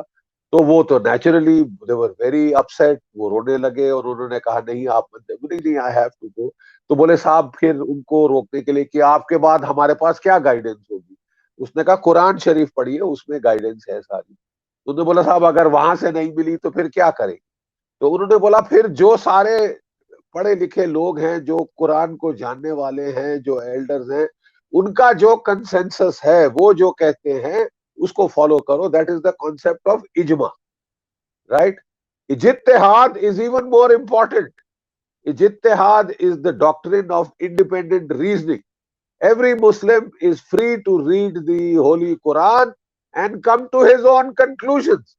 कोई उलेमा उसके ऊपर थोप नहीं सकता, अपने व्यूज नहीं थोप सकता, अपनी इंटरप्रिटेशन नहीं थोप सकता, as per the Holi Quran, as per the holy prophet. लेकिन हुआ क्या, जब खलीफा की लड़ाई आपस में, सक्सेशन वॉर शुरू हुई, बहुत विशेष हो गई. आप जानते हैं किस तरह पहले तो नवाजे मार डाले प्रॉफिट मोहम्मद साहब के जो हदीत था, जो थे, हिजाब जो था, उसने प्रॉफिट उसके ग्रैंड चिल्ड्रन को भी मरवा डाला. उसी उनके कजन्स, उनके जो नेफ्यूज थे, नीसेस थे, उनको मरवा डाला. और किस तरह ये फैमिलीज वाइप आउट की. उस वक्त ये हुआ कि भाई who has greater claim to purity. हम सब कुरान पढ़ते हैं, लेकिन जो प्योर इंटरप्रिटेशन है वो मेरे पास है, वो हदीत में है, which is not part of the Quran, but which is the, जो लोग प्रॉफिट के साथ थे, ठीक है साहब, जो लोग प्रॉफिट के, उनके साहब, पैगंबर साहब के साथ थे, उन्होंने जो देखा, उनके एक्शन जो सुना, वो उन्होंने रिकॉर्ड किए एज हदीस, और बोला साहब मेरा क्लेम है टू प्योरिटी, मेरा क्लेम है to this thing. So Islam was a very democratic religion to start with, right? Because the tribes are not autocratic, they are quite democratic in their functioning. Tribes of the desert, so you could have consensus of the community, it is democratic, it is like almost like voting. And you could have independent reasoning, bhai maine padhi hai, mera interpretation ye. That's very democratic, not like when the hadiths came. You are an apostate, तुम जरा अलग हट के बोलो, तुम्हारा गला रेत देंगे. You see, फ्रांस में जाके औरतों जो चर्च जा रही है, उनके गले काट देंगे साहब, कि उन्होंने ये किया, वो किया, ये बोला हमारे बरखिलाफ. So this is a later interpolation. Islam की निजात होगी, मैं, if I can use that word, उनकी रिडेम्पशन होगी if they modernise, come out of a time warp in the 7th century AD to the 21st century, and nobody else can do this. The Muslims will have to do this. हमने देखा है जब भी terrorism होती है, पंजाब में हुई, 95% of the people, 98% of the people want to live a peaceful life. They want nothing to do with violence. वो बच्चों को पढ़ाना चाहते हैं, नौकरी कराना चाहते हैं, बट वो मुट्ठी भर टेररिस्ट के डर से they all fall in line. Exactly the same has happened in Islam because of a few violent minority. 2-3-4% होगी, शायद कुछ ज्यादा बढ़ गई है आजकल, बट 4-5% से ज्यादा कभी हो नहीं सकती. जो normal majority Muslims, decent middle class, जो काम करना चाहते हैं, बच्चों को पढ़ाना चाहते हैं, carry on with their life, they will have to raise their voice, and they will have to ask for ijtihad, they will have to ask for ijma, which are the pillars of Islam. And जो भी counter radicalization drives है, they will have to stress this.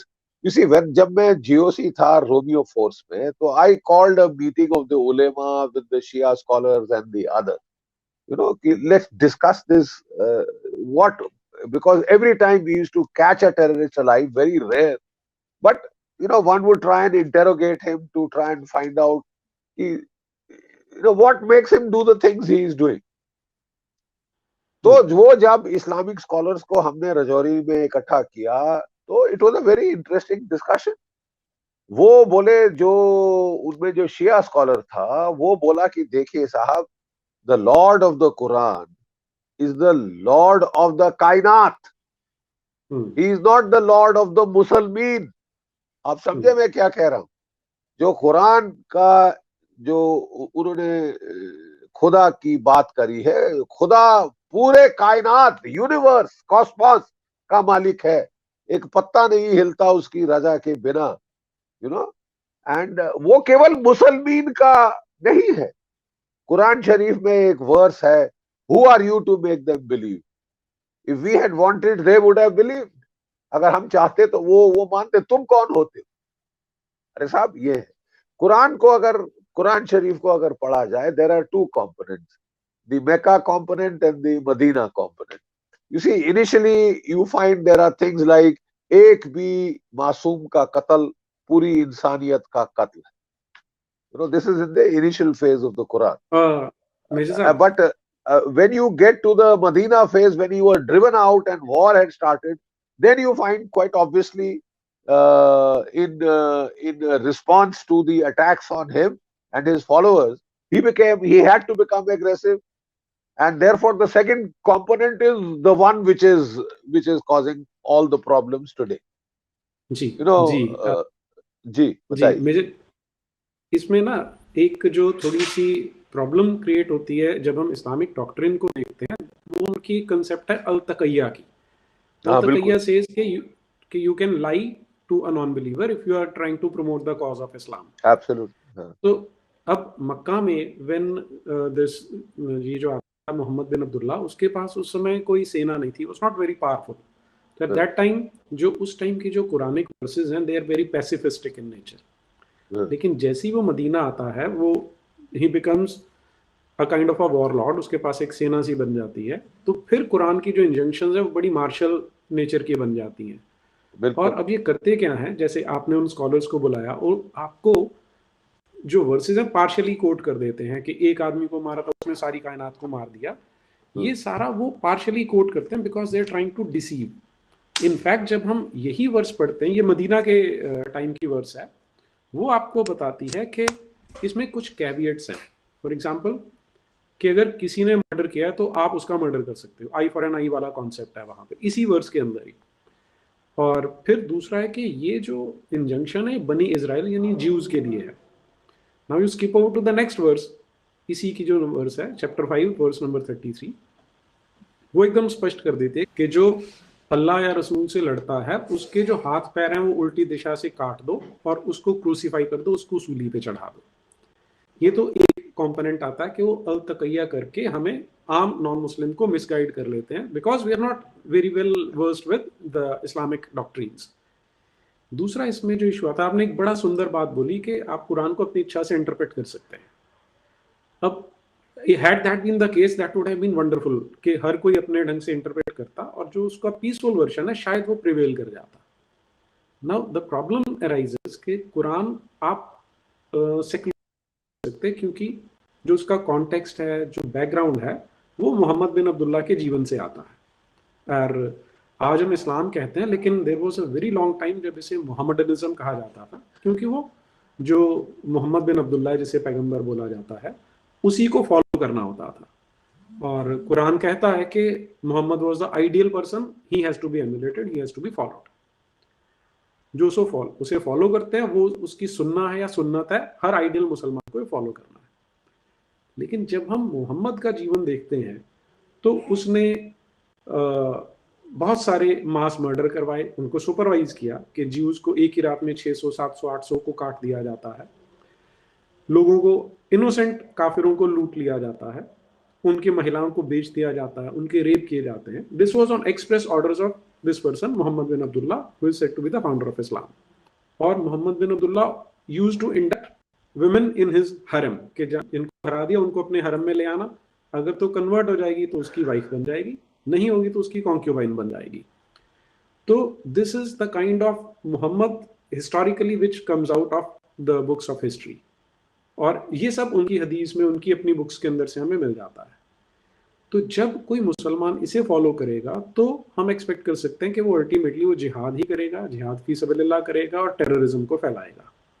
लेकिन आपने एक बहुत सुंदर observation दी कि हमारे देश के जो मुसलमान हैं वो एक तरह से संसार भर से थोड़े से अलग हैं, और उसका रीजन प्रोबेबली है कि हमारा जो समाज है, हमारे देश का जो समाज है वो पीसफुल है, टॉलरेंट है। तो जिन मुसलमानों ने कुरानिक इंजंक्शंस नहीं पढ़े, मोहम्मद बिन अब्दुल्ला का जीवन नहीं पढ़ा, हम उनसे एक्सपेक्ट कर लेंगे कि वो पीसफुल रहेंगे, वो कोएग्जिस्ट करेंगे. But once they are well versed with the doctrine of Islam, then they have to choose कि हम अब इस्लाम को फॉलो करेंगे, कॉन्स्टिट्यूशन को फॉलो करेंगे. हमारे देश की आर्मी ने बहुत सुंदर इथोस बनाई कि वहां पर इररिस्पेक्टिव ऑफ द रिलीजन जो भी जाता है वो जिहादी नहीं बनता. लेकिन अनफॉर्चुनेटली बहुत लार्ज सेक्शन ऑफ पॉपुलेशन है हमारे देश का जो मदरसों में जाता है. Same is with Pakistan.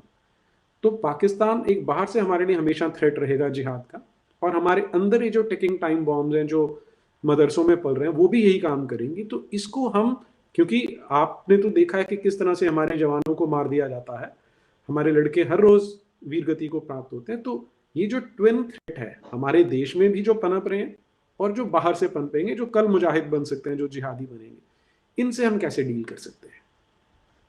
देखिए, पाकिस्तान में there is a poverty trap. ये एकमात्र मुल्क है जिसका पॉवर्टी लेवल बढ़ा है. जब भारत का घटा है, चीन का घटा है, पूरे साउथ एशिया में बांग्लादेश का घटा है, इसका पॉवर्टी लेवल ऊपर गया है. और पॉवर्टी लेवल के साथ द पॉवर्टी ट्रैप से आता है मदरसा ट्रैप. अगर फैमिली में 5, 6, 7 बच्चे हों, खिला आप सकते नहीं, so the only option is to send 2 to 3 children at least to मदरसा. कम से कम फ्री फूड तो मिले, फ्री एजुकेशन के नाम पे फ्री फूड तो उसको मिलती है. Therefore the ranks of the madrasas in Pakistan will always be full. 25,000 से ज्यादा तो मदरसे होते थे. जब आजादी के टाइम में कोई 400 मदरसे नहीं थे वहां पे. अब जो है वहां पे कोई 25,000 तो ऑफिशियली रिकग्नाइज मदरसे हैं, और अगर बाकी काउंट देखा जाए तो वो 50,000 के ऊपर वहां पे हो गए हैं. खासकर जो north west frontier province belt के मदरसे हैं, दे वर स्पेसिफिकली क्रिएटेड एज अ जिहाद factory for fighting the Soviet union. ठीक है, सऊदी अरेबिया ने 1 crore copies of the Quran print करके वहां भेजी थी, वो फैलाने के लिए, रेडिकलाइज करने के लिए. और जो अफगानिस्तान की सोसाइटी है उसको रेडिकलाइज करके that nation state has been subsumed and destroyed. वो नेशनलिज्म अफगानिस्तान की खत्म कर दी गई है भाई, बिकॉज ये काउंटर कॉन्सेप्ट्स हैं. The ummah is global. Like communism, it does not believe in the concept of national frontiers and national sovereignty. National sovereignty is supposed to be fake, is supposed to be apostasy. जी, exactly. So you will have to change this mindset. You will have to get over the Muslim majority will have to assert itself and carry out a kind of rethinking, reformation, carry out ijtihad collectively, carry out consensus of the community, build a consensus of the community that we must now live in the 21st century. 7th century की हर चीज 21st century के जमाने में कैसे लागू हो सकती है? It just stands to reason. You will have to modernize. You will have to become a bit more liberal and a bit more tolerant of other faiths, because you can't start with the presumption ki I have to either convert or to kill. Well, then you will most of the time be killing or be engaged in war. And it is a sad fact of life that most of the Muslim majority states are at war with their neighbors. Jahan bhi hai, they can't live peacefully. So now something has to be done, because global terrorism is becoming a menace to humanity. 80 to 90% of the Muslim population would like to live in peace, would like to be left alone to pursue their pursuits. It is this that you have to address. It is this segment that you have to address, to look for reform, to look for modernism to enter. And when you get a secular liberal education, automatically you are there. So we would also have to look at the syllabi content in the madrasas. They can teach there, but they must also teach physics, chemistry, maths, modern history, so that there is a kind of a counterbalance to exploitation of the Medina angle, less emphasis on the tolerant angle. The special conditions in India was, there has been a osmosis between the religion of Islam and India to an extent in terms of Shia. Shias are, the Bhakti movement in India and the Shia Sufi movement. They had lots of commonality. Kabir, you are not very sure whether he is a Muslim or a Hindu. I mean, that is the level of synthesis of the two faiths. Even in the Sikh religion, you will find a lot of borrowing from Islam. The one God concept, etc., etc. There is a lot of osmosis that has taken place between the Indian and the Islamic religion. And overall, they came to, especially with the time of Akbar, there was a tendency to be secular kind of a thing, to be liberal. He stopped the jizya tax, he stopped persecution, because he was far-sighted enough to realize that if you persecute such a large community, India is the only country which was completely ruled by Islam, but today at least 80+% of the Indians are still Hindus. You see, the Hindu state was destroyed, but they turned to the community as little nuclei. और वहां पे they said कि भाई अगर आपने धर्म परिवर्तन किया तो रोटी बेटी का रिश्ता बंद, खाना हमारे साथ बैठ के नहीं खा सकते. The jatis, this thing was stressed. It splintered into jati. It proved to be a weak state because it lost militarily, but it proved to be a strong society. It is the societal pressure that kept people from conversion. Now the problem is you are still bantered in these jatis and society, right? When you have got a nation state, and it is counterproductive to have so many splintering groups, jatis, and this, all elections are based on caste, and the British accentuated caste to divide the country. So you also have to turn to a nationalist perspective. Even Hinduism has to turn into a totally nationalist perspective, because now you have your state. It's not like that Islamic time. आपने ना एक बड़ी सुंदर बात की कि time के साथ साथ सबको चलना होता है, और since we are in 21st century, तो हम 7th सेंचुरी अरेबिया में तो रह नहीं सकते, क्योंकि तभी हम कोएग्जिस्ट कर सकते हैं पीसफुली, और वो इंडियन आर्मी ने अपने एथोस से करके दिखाया. अब इसमें उनको जो ऑब्जेक्शन आती है सबसे पहली कि जो इस्लाम है, कि उनका कहना है कि जो कुरान है that is a word of God. अब इसके लिए कोई ना तो प्रूफ है, बस उनका एक असर्शन है कि ऐसा है, तो हम इसका एक भी वर्ड चेंज नहीं कर सकते. अगर वो वर्ड चेंज नहीं कर सकते तो दैट मीन्स नॉन नेगोशिएबल है, वो चेंज नहीं हो सकता. अगर चेंज नहीं हो सकता तो कुरान की जो इंजंक्शंस हैं जिहाद की, वो सबके लिए फ़र्ज हो जाती हैं. और सिर्फ जैसे मैं अभी थोड़ी देर पहले मेजर गौरव आर्या से भी बात हुई कि जिहाद आता है उसमें 35 बार, लेकिन 123 बार आ जाता है किताल फी सबीलिल्लाह, कि आपने नॉन मुस्लिम्स को मारना है, कत्ल करना है, किताल आ जाता है उसके अंदर. जब ऐसी इंजंक्शंस रहेंगी और वो नॉन नेगोशिएबल रहेंगी, तो we are sitting on a time bomb. अब उसका एक सॉल्यूशन जो हमें समझ में आता है, जैसे स्वामी विवेकानंद ने कहा था कि इनको वापस कन्वर्ट करना पड़ेगा, क्योंकि if one is going out of Hindu force that is one enemy more. तो जब तक ये मदरसों में पढ़ते रहेंगे, वहां पर अब में पढ़ेंगे तो वहाँ हदीस पढ़ेंगे, कुरान पढ़ेंगे और मोहम्मद बिन अब्दुल्लाह की बायोग्राफी पढ़ेंगे. तीनों में वायलेंस जो है वो प्रिडोमिनेंट है, स्पेशली जो हेट्रेड है अगेंस्ट नॉन मुस्लिम्स वो प्रिडोमिनेंट है. तो इस तरह के सिनेरियो में एक ऑप्शन तो ये है कि हम इन्हें सेंसिटाइज करें, इनकी कम्युनिटी को सेंसिटाइज करें और उनको वापस लेके आएँ कि तुम्हें किसी ने गलती से कन्वर्ट कर दिया, by duress, by jizya, by financial inducements, by the threat of murder. लेकिन now it is time to come back in the pluralistic socio-cultural ethos, socio-cultural structure of this very own country. That is, वो एक solution है.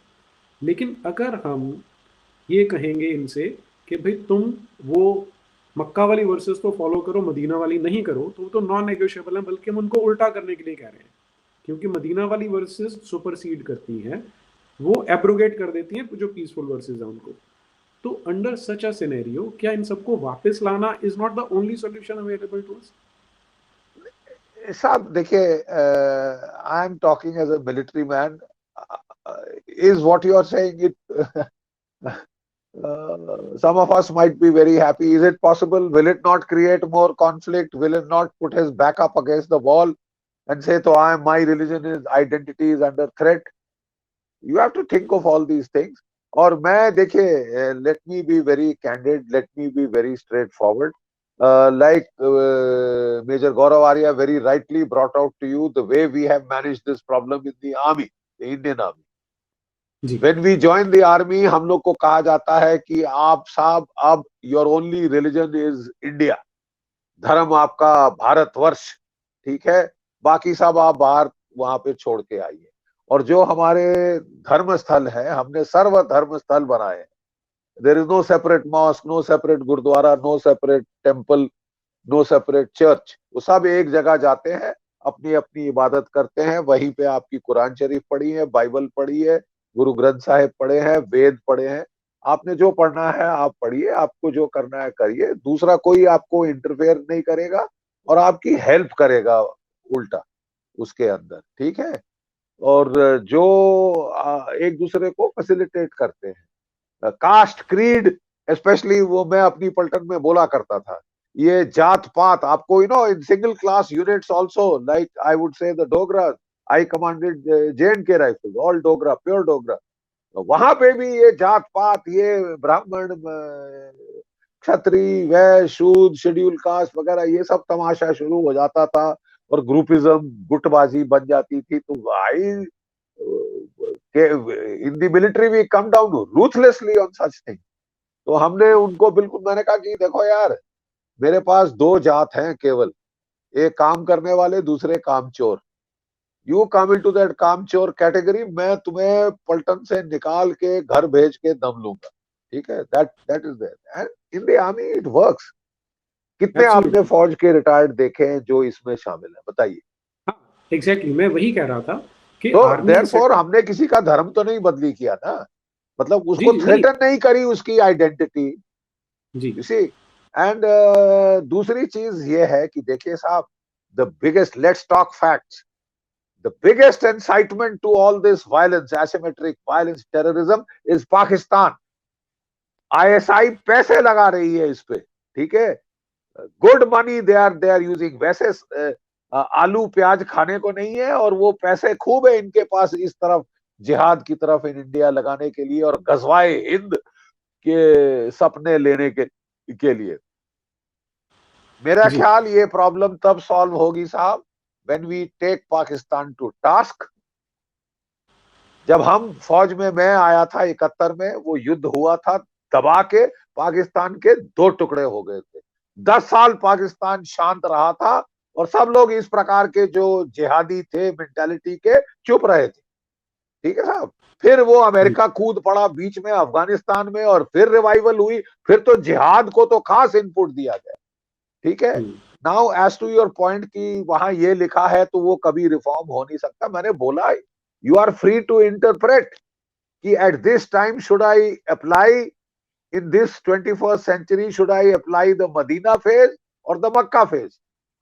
You are dono are the words of the Quran. So therefore they are free to apply, and if you and I do it, it will be resisted. But let it come from the silent Muslim majority that urge for reform, modernism in their own way, in their own Muslim way, without threatening their identity. जहां आप किसी की identity threaten करो वो react करेगा, right और wrong. अबे वो रिएक्ट करेगा. You will add to the ranks of the jihadi. तो you have to go about it in a sensible way, because automatically लोग मॉडर्निस्ट साइंटिफिक एजुकेशन लेंगे, आधे माइंडसेट चेंज हो जाते हैं. Though we have evidence to the contrary also, but आधा mindset तो वहां पे चेंज होता है. और the reform movement must come from within Islam so that it is non-threatening. It is non-threatening. It doesn't get his major back general up Bakshi against the wall. जी It doesn't add to the ranks of the jihadi tanzeems. जी Please. उसमें major major साहब उसमें ना एक जो counter argument कभी कभी दिया जाता है कि वी वेटेड फॉर 75 इयर्स के उनके अंदर से रिफॉर्मेशन आएगा, लेकिन instead of coming a reformation the clock is working in the backward direction. वहां पे रिफॉर्मेशन नहीं. No, how do you say that? How do you say that? What has happened in the Middle East? Please see, नहीं, हम UAE totally American colony बन गए हैं ये तो तकरीबन, और वहां सब मैकडोनल्ड बर्गर शर्गर सब आपको मिल रहा है. What is happening in Muscat, Oman, lot of these UAE, Saudi Arabia, very pro-American king, very वो जो है उसका लड़का जो डिफेंस मिनिस्टर है. जब हम अपने देश की बात कर रहे हैं तो यहाँ हम देख रहे हैं कि मदरसे जो 1947 में कुछ 100 थे, अब हजारों में हो गए हैं, बल्कि लाखों को टच कर रहे हैं. तो इनमें से जब ये लोग निकल रहे हैं, बल्कि आप सब स्टेट फंडिंग भी तो कर रहे हैं ना मदरसास की. एग्जैक्टली वहां पे मौलवीज को पे भी किया जा रहा है. It is the state which is doing it, so the state can then set the curriculum. Exactly that is my point. जी बिल्कुल ठीक कह रहे हैं आप. आपने एकदम ठीक कहा कि जैसे आपने आर्मी में एड्रेस किया उनको कि भाई तुम्हारा ही नहीं होना चाहिए. और दूसरी चीज, जब हम ये बोलते हैं कि जात पात नहीं होनी चाहिए और ये नहीं होना चाहिए, बिल्कुल आपकी बात ठीक है कि किसी तरह का कोई डिस्क्रिमिनेशन होना ही नहीं चाहिए, तभी एक सिविलाइज सोसाइटी बनती है. लेकिन अब उसमें पॉइंट ये आता है कि जात पात के नाम पे कोई टेरर ऑर्गेनाइजेशंस कभी नहीं बनी, जबकि इस्लाम के नाम पे आपको सैकड़ों मिल जाते हैं. एक्सक्यूज मी, सॉरी जी, let me correct you there. जात पात के नाम पे आर्मी टेररिस्ट ऑर्गेनाइजेशन नहीं बनी. ये माओइस्ट क्या है? ये माओइस्ट क्या है? वो ट्राइबल है, शेड्यूल्ड ट्राइब्स हैं, ठीक है. भीम आर्मी आपकी आ रही है और इसी तरह चलता रहा तो ज्यादा टाइम नहीं है कि इनको भी लोग बाहर वाले हथियार देंगे. एग्जैक्ट, बिल्कुल ठीक बात है आपकी. वही मैं भी कह रहा हूँ कि जब हम एक तो रिलीजन के नाम पे एक्सक्लूसिव जब टेररिस्ट ऑर्गेनाइजेशंस बनती हैं, जो अपनी इंस्पिरेशन जिहाद फी सबीलिल्लाह या किताल फी सबीलिल्लाह से ले रही है, तो उनको हमें सॉल्व करना पड़ेगा. आपने बिल्कुल ठीक कहा कि स्टेट को ये काम करना ही चाहिए कि जो मदरसों का करिकुलम है उसको अगर वो सुधार देते हैं तो that can make a lot of difference. That is one of the major solutions जो हमारे पास अपने देश में तो कम से कम है. हम पाकिस्तान के मदरसे नहीं कंट्रोल कर सकते, लेकिन अपने देश में तो हम जो मुसलमान के घर में भी बच्चे ने जन्म लिया है उसका कोई क्राइम थोड़ी है. बच्चे ने किस घर में जन्म लिया, आप पाकिस्तान का एजुकेशनल करिकुलम देखिए. It is worse than a madrasa curriculum. You just read the way they write history. अल्लाफ ए बे पे में वो जालिम वो सिख या हिंदू दिखाता है. that is the educational curriculum in Pakistan. Quite obviously 18% Hindu minority थी, आज 1.6% रह गई. मार के धकेल के कन्वर्ट करके खत्म कर दिया है. So you forget the madrasa. The educational system in Pakistan needs a reform. You see, the point at issue is, as Gaurav Arya very rightly pointed out, the motto of the Pakistan army in Ziaul Haq's time was changed from, that Itmat, Ittihad, Qurbani to Jihad fi Sabilillah. Jihad fi Sabilillah. So that was added to the Pakistani motto. And Wali Nasr, a Malaysian Islamic scholar, he writes कि he made the state a bridgehead for the export of jihadi Islam. Is it a nation state or is it a bridgehead for exporting Islam? You see, just like the Soviet Union was once regarded as a great threat by all the other countries of the world, because they said, communists of the world, unite. The poor and oppressed of the world, unite. You have nothing to lose but your chains.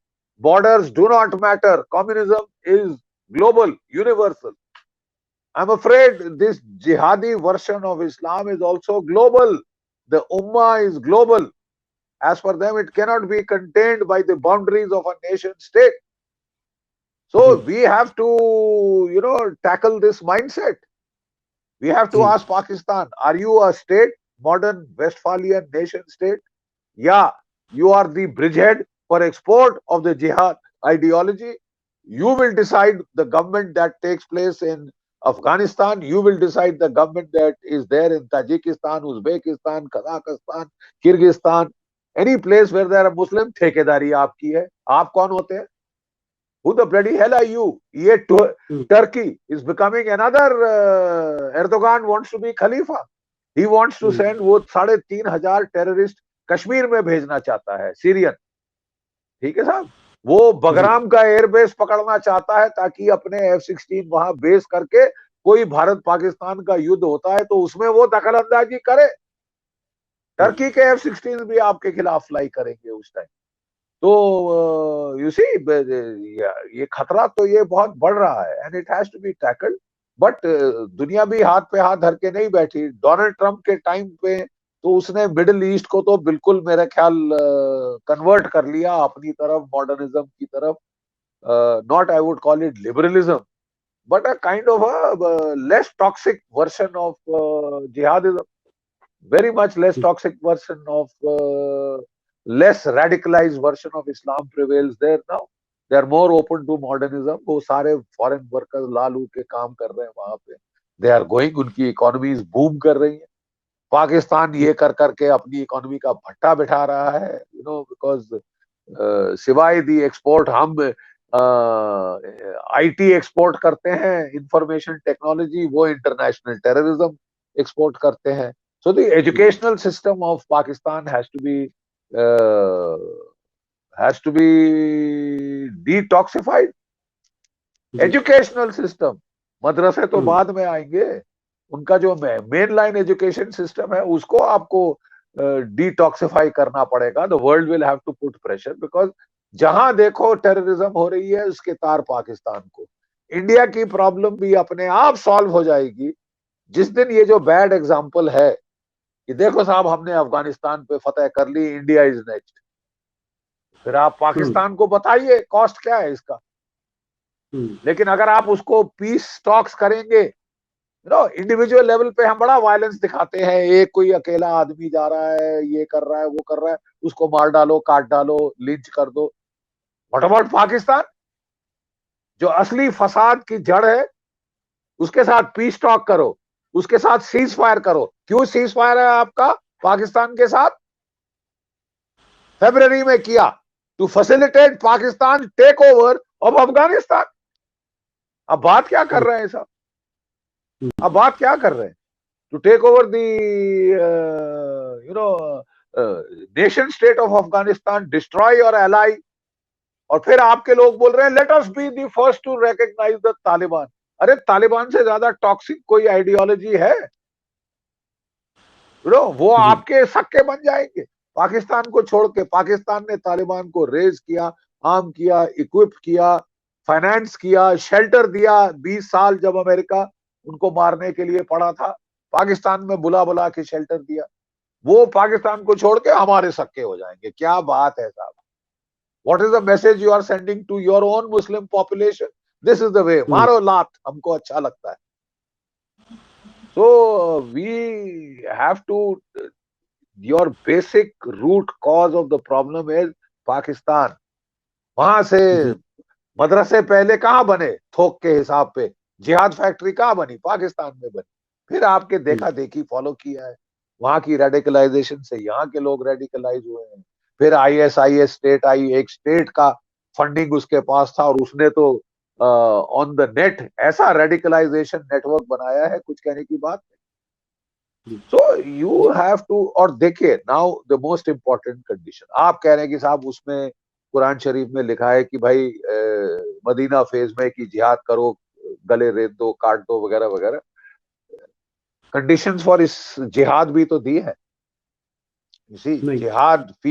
जिहाद, अफजल जिहाद, असगर जिहाद, we have all heard that. पहले तो जिहाद वो है जो कि मेरे अंदर जो बुराइयां हैं मैं उसके खिलाफ लड़ूं. मेरे अंदर जो रेप की इंपल्स, डकैती की इंपल्स, उसको कंट्रोल करूं. दैट इज अफजल जिहाद. असगर जिहाद तो वो आती, असगर जिहाद के कंडीशन है.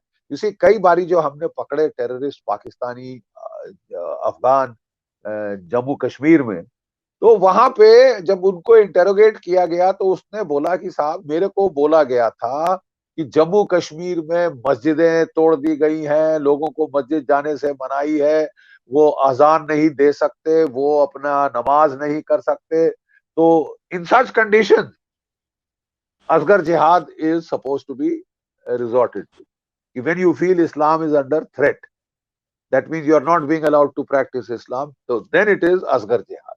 लेकिन देखिए, the best part is the only place where that is being done is in Xinjiang, China. Mosque से बाहर आप आके प्रे नहीं कर सकते, no loudspeaker on the mosque, कोई दाढ़ी नहीं रख सकता चाइनीज मुस्लिम, इसी उनकी औरतें बुर्का नहीं डाल सकती, कोड़े मार मार के उनको 6 लाख डाल रखे हैं कॉन्सेंट्रेशन कैंप्स में। वहां पाकिस्तान कुछ नहीं कहता।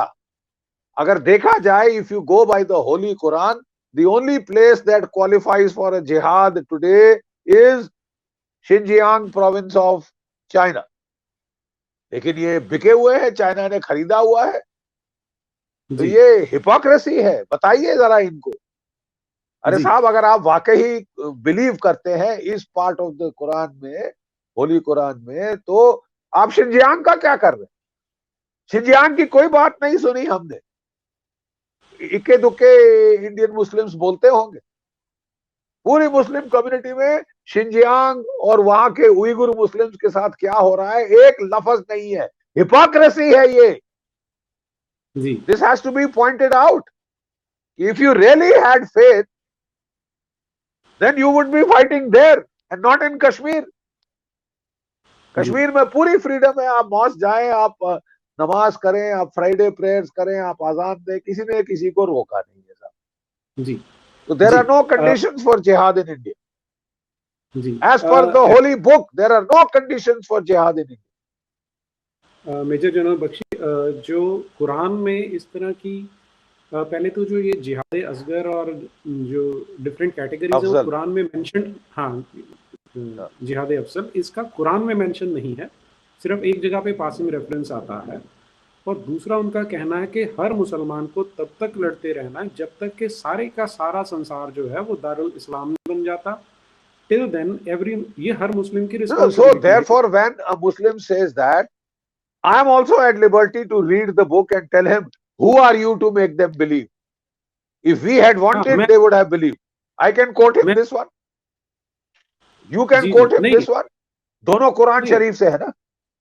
लेकिन उसमें कुरान ही ये कहती है कि जहां पे आपको कॉन्ट्राडिक्शन मिलती है, तो आप कहां पे फोकस करना चाहते हो? That is for the Muslim community to decide if they want to become liberal and modern, enter the 21st century, come out of a time warp in the 7th century AD.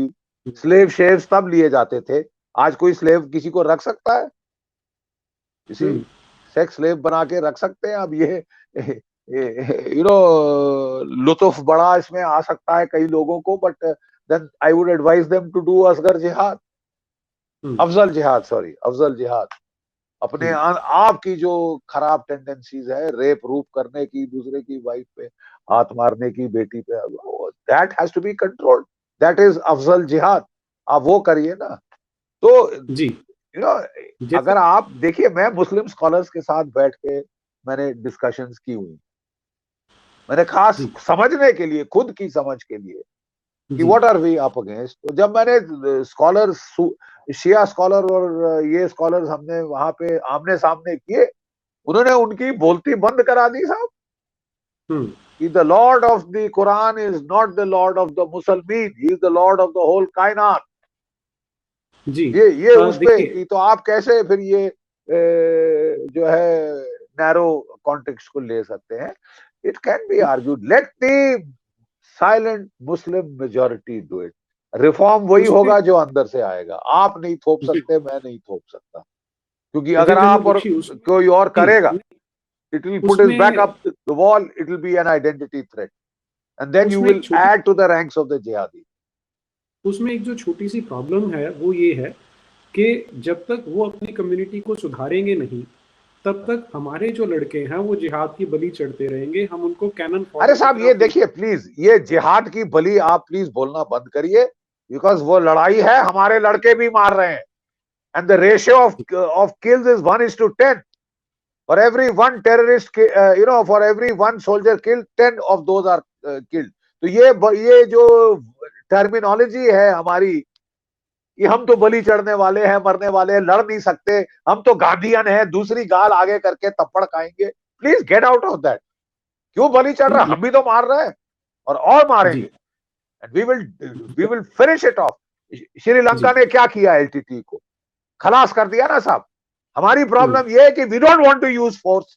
आपके tank, आपके jet fighters, आपके attack helicopters कभी इस्तेमाल किए आपने? नहीं। आप कहते हैं साहब ये राइफल से लड़ रहा है, हम भी राइफल से लड़ेंगे। अमेरिका राइफल से नहीं लड़ा। B-52 bomber, jet fighter, tank सब लगा दिए इराक में, अफगानिस्तान में।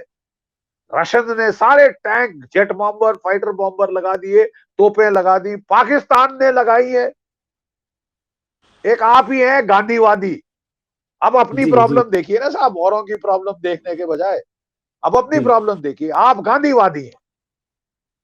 800 साल आपका देश हमले पे हमला हुआ, रेप पे रेप हुआ, आपके मंदिर तोड़े गए, आपके शहर जलाए गए, औरतें मास रेप हुआ, ले जाके काबुल के ब्रॉथेल्स में बेची गई। और आपका 800 साल के बाद फलसफा क्या है? हम तो गांधीवादी है साहब, हम तो अहिंसावादी है, हम तो एक गाल पे चांटा मारे, हम दूसरी गाल आगे करते हैं। तुम करो, आप चढ़ो बलि, मैं क्यों चढ़ू? I will hit back.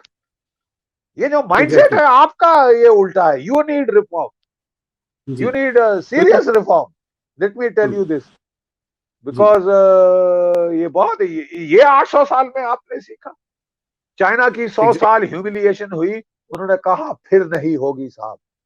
आज वो दुनिया की नंबर 2 बड़ी मिलिट्री ताकत। यहाँ पे लोगों की नानी मर जाती है पैसा खर्चा किए फौज के ऊपर।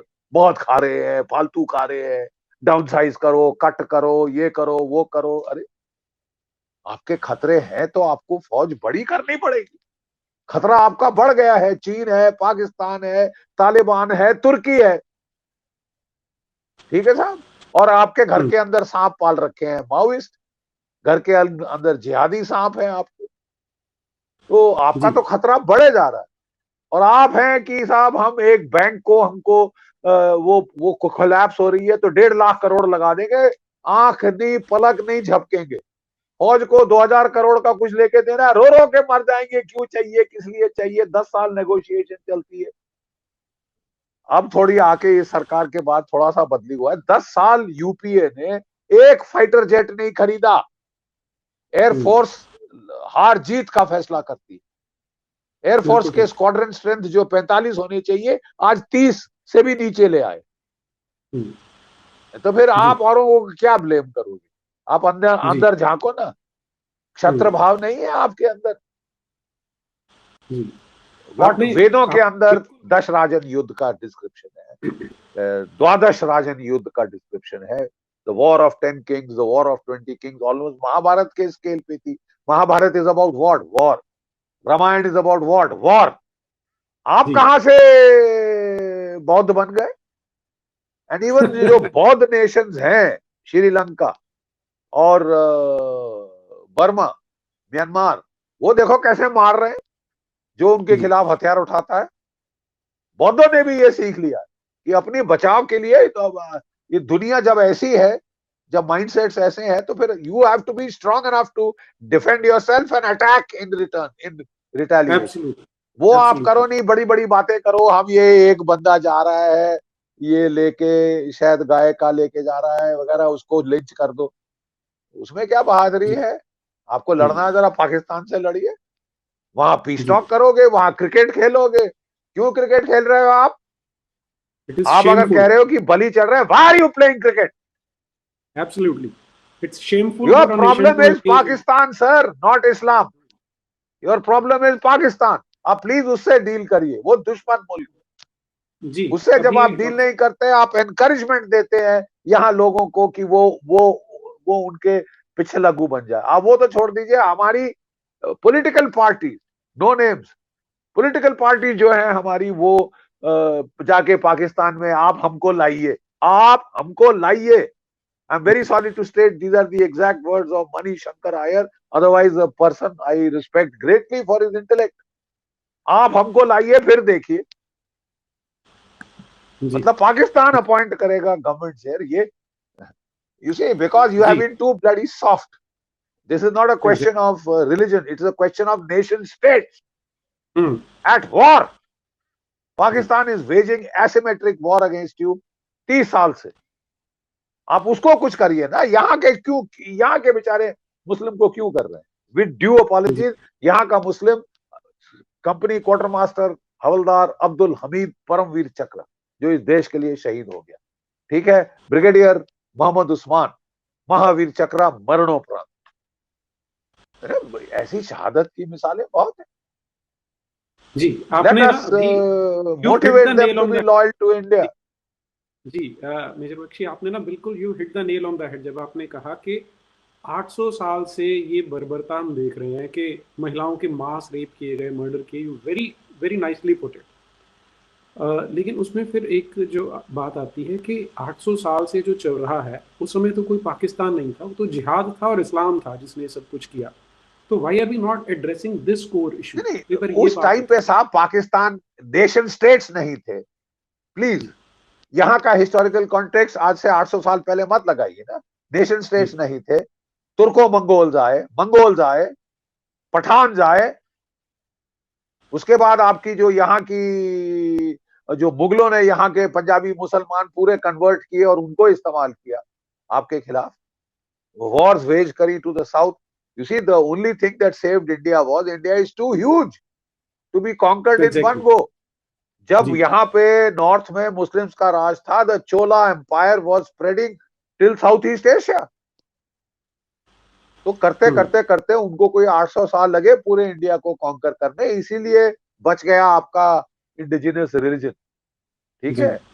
Let's know that. और उस वक्त पाकिस्तान नहीं कहना गलत है, उस वक्त पाकिस्तान नहीं था तो वो तुर्की था, उस वक्त अफगानिस्तान था, उस वक्त मंगोलिया था, उस वक्त ये उज्बेकिस्तान था। मुगल कहां से आए? उज्बेकिस्तान से आए ना साहब। आज भी जाइए वहां पे बड़ा भारी स्टैचू है तैमूर का, तैमूर लंग, अमीर तैमूर। वो कहते हैं वो अच्छा था, वो लूट लाट के वापस तो लाया। ये मुगल तो साले भाग गए और ये तो बोलते हैं वो जाके इंडिया में सेटल हो गए, वहां कोई लूट वापस लाके नहीं दिया, कोई माल, कोई औरतें नहीं दी यहाँ पे, ठीक है।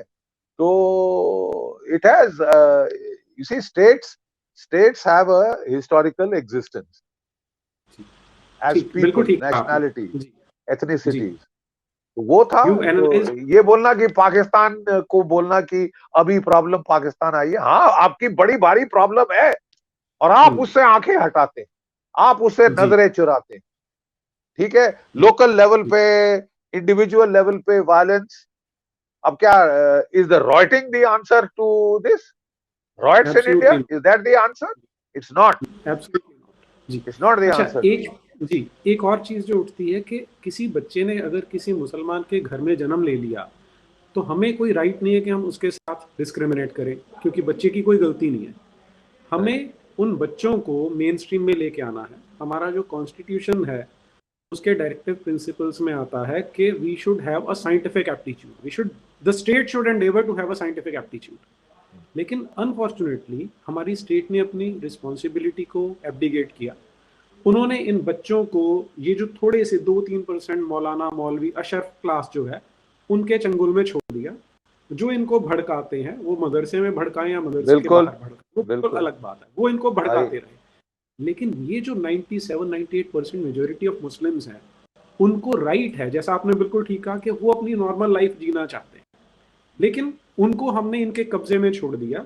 बजाय उनको उनके कब्जे में छोड़ने के, मदरसे में भेजने के, क्या हमारा एज अ स्टेट ये फर्ज नहीं बनता कि हम उनको एक मॉडर्न एजुकेशन दें, उनको 21st सेंचुरी के ईथोस से मिलाएं, ताकि वो भी हमारे साथ कंधे से कंधा मिला के चले, ना कि कल को किसी जिहाद फैक्ट्री का एक प्रोडक्ट बन जाए। इसे मैंने पहले भी आपको कहा था कि where the state is funding the madrasas, West Bengal, then you have a right to oversee the curriculum, oversee what is being taught, भाई अगर पैसा सरकार दे रही है, the sarkar has the right to see that that paisa is being earned properly and it is not a jihad factory by default. And you cannot, very rightly you are saying, you cannot leave the community to the hands of a few radicals and fanatics क्योंकि वो सबसे ज्यादा चिल्लाते. That is why मैं कह रहा हूँ साहब, reach out to the moderate Muslim majority जो कि decently रहना चाहते हैं, peacefully रहना चाहते हैं, बच्चे safe चाहते हैं, वो riots नहीं चाहते, वो गले अपने नहीं कटवाना चाहते, वो they want to live normally. उनको मोबिलाइज करो, उनको हिम्मत दो कि वो इनके खिलाफ खड़े हो सके, जो इनकी कम्युनिटी को इतनी बेइज्जत करा रहे हैं. हर एयरपोर्ट पे जाओ जहां मुस्लिम पासपोर्ट का वो देखे नाम, आपकी डबल टिबल चेकिंग होगी. Is it good? Is it good for the community कि ऐसा जो नाम, ऐसा जो इमेज बन गई है कि भाई टेररिज्म तो यहीं से है, ये तो ओरिजिन है पूरा. तो ये आई एम श्योर जो पढ़े लिखे मुस्लिम भाई हैं वो I don't think they like it. Nobody likes it. Appeal to them. आप बिल्कुल सही कह रहे हैं कि जो आपने जो फैनेटिकल में माइनॉरिटी है उसको ठेकेदार बना दिया है मुस्लिम कम्युनिटी का. या भाई यही डिसाइड करेगा कि मुस्लिम कम्युनिटी क्या चाहती है, इसी से बात होगी. You cut him out. और अगर वो टेररिज्म वो कर रहा है तो he is place is behind bars. अगर वो लोगों को इंसाइट कर रहा है कि हथियार उठाओ, सरकार का तख्ता पलटो, देन उसको पेमेंट करने के बजाय प्रिजन में डालिए. हाँ बिल्कुल ठीक है कि अगर मदरसे में कोई भी ऐसा लिटरेचर पढ़ाया जा रहा है जो नफरत करना सिखाता है on the basis of religion, तो this should be declared as a crime. और ऐसी कोई भी बुक जो ऐसी लगती है कि जो हेट्रेड फैलाती है रिलीजन के नाम पे, उसको बैन करें, उसको बंद करें. उसके जो प्रीचर्स हैं उनको the state has a duty to oversee the functioning of the madrasas, especially when it is funding the madrasas. The state has a duty to oversee. So ये तो that is a settled. There is no this thing on that. Ji. We are grateful for your presence over here, Major General G.D. Bakshi. It's an honor talking to you. Thanks a lot. Thank you. जय भारत, जय हिंद.